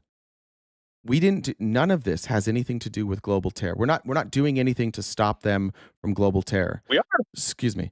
We already had something that was far more effective in the Iran nuclear agreement that stopped nuclear proliferation. So Trump created a problem that then he's saying he fixed. we could have just negotiated a week before we dropped the bomb, and we could have them. They would have no nukes. Yes, they might still be sponsoring terror, but they're doing that now, and they can rebuild their nuclear facilities now. So doubly so. So it was stupid. It was dumb. So. It was just dumb. Okay, you argue this with me. You can't do anything about the nuclear threat. You eliminate the nuclear facilities, and then you put sanctions on Iran. So now they no longer have the funds to support global terrorism. Wait, they already have. Wait, they already have sanctions. Now they do. No, they had them before. Now they do. They had them before, and what did they do? The only point that they had them is when Trump left the Iranian nuclear deal and put sanctions on. What did they do? That's the only point that what did they do? And, how did they get money? And then they tried to do the nuke thing, and he told them, "Hey, no." And then guess what America did? Wait. You're missing a part. How did they live? No, not. There's sanctions on them. Why didn't the sanctions cripple them? Why are they still afloat? The sanctions did cripple them. No, it didn't. Yes, it did. No, global they terrorism dropped They ran to record low numbers. What do you mean? They ran to Russia and China, and they made agreements with Russia and China. We took a situation where not only did we have oversight, but they couldn't work with Russia and China. And we took the oversight away. We ended the agreement, and you took the two powerhouses that are our enemies, and you ran Iran into their lap. I think you have a misunderstanding of how the world stage plays out. Do you think like Russia and China are friends? They work together all the time. Yeah, China has helped Russia with the Ukraine Ukraine war. That doesn't mean that working together doesn't mean you're friends. Allies? Well, There's a I don't care famous about saying, friends. Allies. Keep your friends close, keep your enemies closer. They're allies. You may think they're allies, but they are most definitely not. Why not? Look at the way that they actively work against each other. What do you mean? Their economies, how they battle it out. We work against our when it comes to any of the situations that. So do we have no allies either? Because we work against our allies too. So just nobody has allies. Against us. Okay, so nobody has allies. So we just can't use the word allies, is what you're saying. You have mutual acquaintances. So we just can't. That's what I'm saying. We just can't use the word allies. Is that right? Well, you seem to conflate Why won't what you is answer that working together question? with. Why won't you buddy, answer buddy. that question? I'm trying to have question? a good faith conversation with you. Because when I say that they're allies, like, are they really? And then we determined that like you just don't believe anybody's allies, right? No, not on the forefront. No. Right. Okay. So whatever they are, whatever you want to call them, Iran ran to them, and now they're funded them, and now they have more loyalty to them. And when they when they hack us, they're going to give that information to Russia and to China. No, they weren't.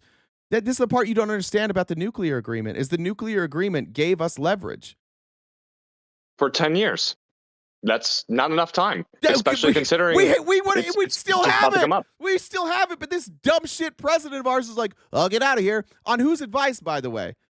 Who are the people pushing? It doesn't matter. The deal still allows global terrorism. Netanyahu. It still doesn't matter. Global terrorism was still an issue. Yeah, of course it doesn't matter. I know it doesn't matter because you're not willing to argue the main issue, which is global terrorism is just ripped apart. Is global terrorism still a problem? Right now, global terrorism definitely wasn't after we left the Iranian nuclear deal. It definitely reduced in its effectiveness. In fact, to the point that Trump was able to get rid of caliphate. Shut the fuck up. I'm asking you a question. Is it a problem today? Okay. Is it a problem today? As much as it was, okay, no. So it's not. As much as it was, no. Okay, because I just saw this morning that that the Houthis are still saying that they're going to attack ships. Okay, and then what happened to the Houthis last time they did this? So it's still the they same. They got bombed by the U.S. And what happened to the U.S.? We lost planes. We lost millions of dollars. Okay.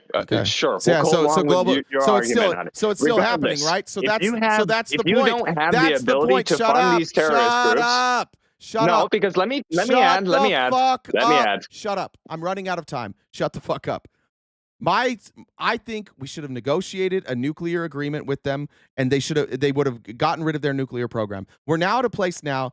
At best, we've hurt their nuclear program, and they can build it back up, and we just have to threaten to bomb them again. We could have taken the peaceful way out. We could have had a negotiation. They would have dismantled their nuclear program, and yes, they would still fund global terror, but then we have leverage, and then we could say, look, we have these sanctions. We'll remove those sanctions if you stop funding global terror. But now we have no leverage, and we radicalized more people.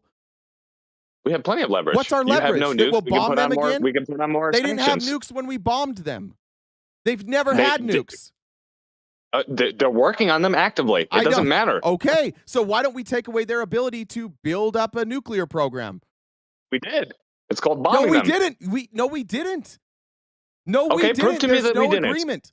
You can't do that. Is there? We both know you can't do what's that. stopping? Just What is because I know stopping what a them? GBU What is 156 can do as What a is? bunker buster that Oh, enters you the do? ground. I know you're not active duty military and you haven't worked with military, but a GBU 156 is pretty damn effective at getting rid of bunkers. What? How deep was that bunker? To say that it's Excuse me. fine, the Excuse nuclear me. sites are fine. I There's didn't say nothing it was wrong fine. with it. I didn't say fine. You're not listening. They can still build it back up, right? Okay, and then you just bomb it again. So so instead of bombing them and wasting all this money and radicalizing more people, why don't we just have an agreement? Why don't we just try diplomacy? It worked last time. The last time, wait for the people. The last time, you wait for the people instead of trying to do a regime change. You wait for the people to stand up against their own regime. Up. The last time we had a nuclear agreement, it worked. They stopped building their nuclear program. No, they didn't. They still were actively enriching uranium. Not above. That's not working. That's not effective. Not above 4%. That doesn't mean that you cannot make a freaking nuke. It doesn't mean that there's nothing as a dirty bomb. That doesn't mean that you physically don't supply global terrorism. You're not arguing other points to it. You cannot make a nuke with 4% enriched uranium. Are you out of your? You can still make a dirty bomb. Okay, but this wasn't about dirty bombs, was it? Terrorism is nothing but dirty bombs. If I need to explain an IED to you, I've run out of time. Have a good day, sir. You want the last word? You can have the last word if you want. I don't care. Peace. All right. I don't get it. I will never understand why we're justifying the bomb. It was clearly so ineffective. All right, let me read some messages. Mama Molly said, "I really want to talk and show what a far left looks like." Yeah, all my far left listeners are mad right now that I'm representing the far left because they're way more left. Elias said Sharia law is conservative, not progressive. Amy Lynn said, let's talk about Trump at the Taliban or Trump's dad and grandpa. Mary Clark said, let's go. Amy Lynn said 270,000 women disappear every year in the United States. When are U.S. men going to fight for us here? When we're done fighting in the Middle East, Amy Lynn. You guys are just behind all the people. We have to kill a bunch of people in the Middle East before women matter. Sid said, how come? Oh, I read that one. Jen, are you here? Did I hear you? Yeah, I'm here. Hey, what's up? Okay. Are you planning on staying? No, I gotta go. I didn't realize that I had Blake. Okay. Let me do this. Let me read all these. All right, go ahead, Jen. I don't have anything. Just if you guys haven't already subscribed, please do so. We're here Monday through Friday from 9:30 to 1 Pacific time. So come back tomorrow and next week.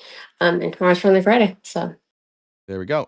Susan said, good show. Jackie said $2 holler.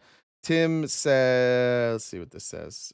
Taxpayers paid Trump's ego to bomb an empty mountain. Yeah. Yeah. Brianna said, please explain the difference between Sharia law and Project 2025. I don't know. Probably it's a number of pages. I don't know. I don't know how many there. I don't know if there's any other ones. Thank you, Genstar. Yeah. Did host just claim Iran had only 4% enriched uranium before U.S. bombed? No.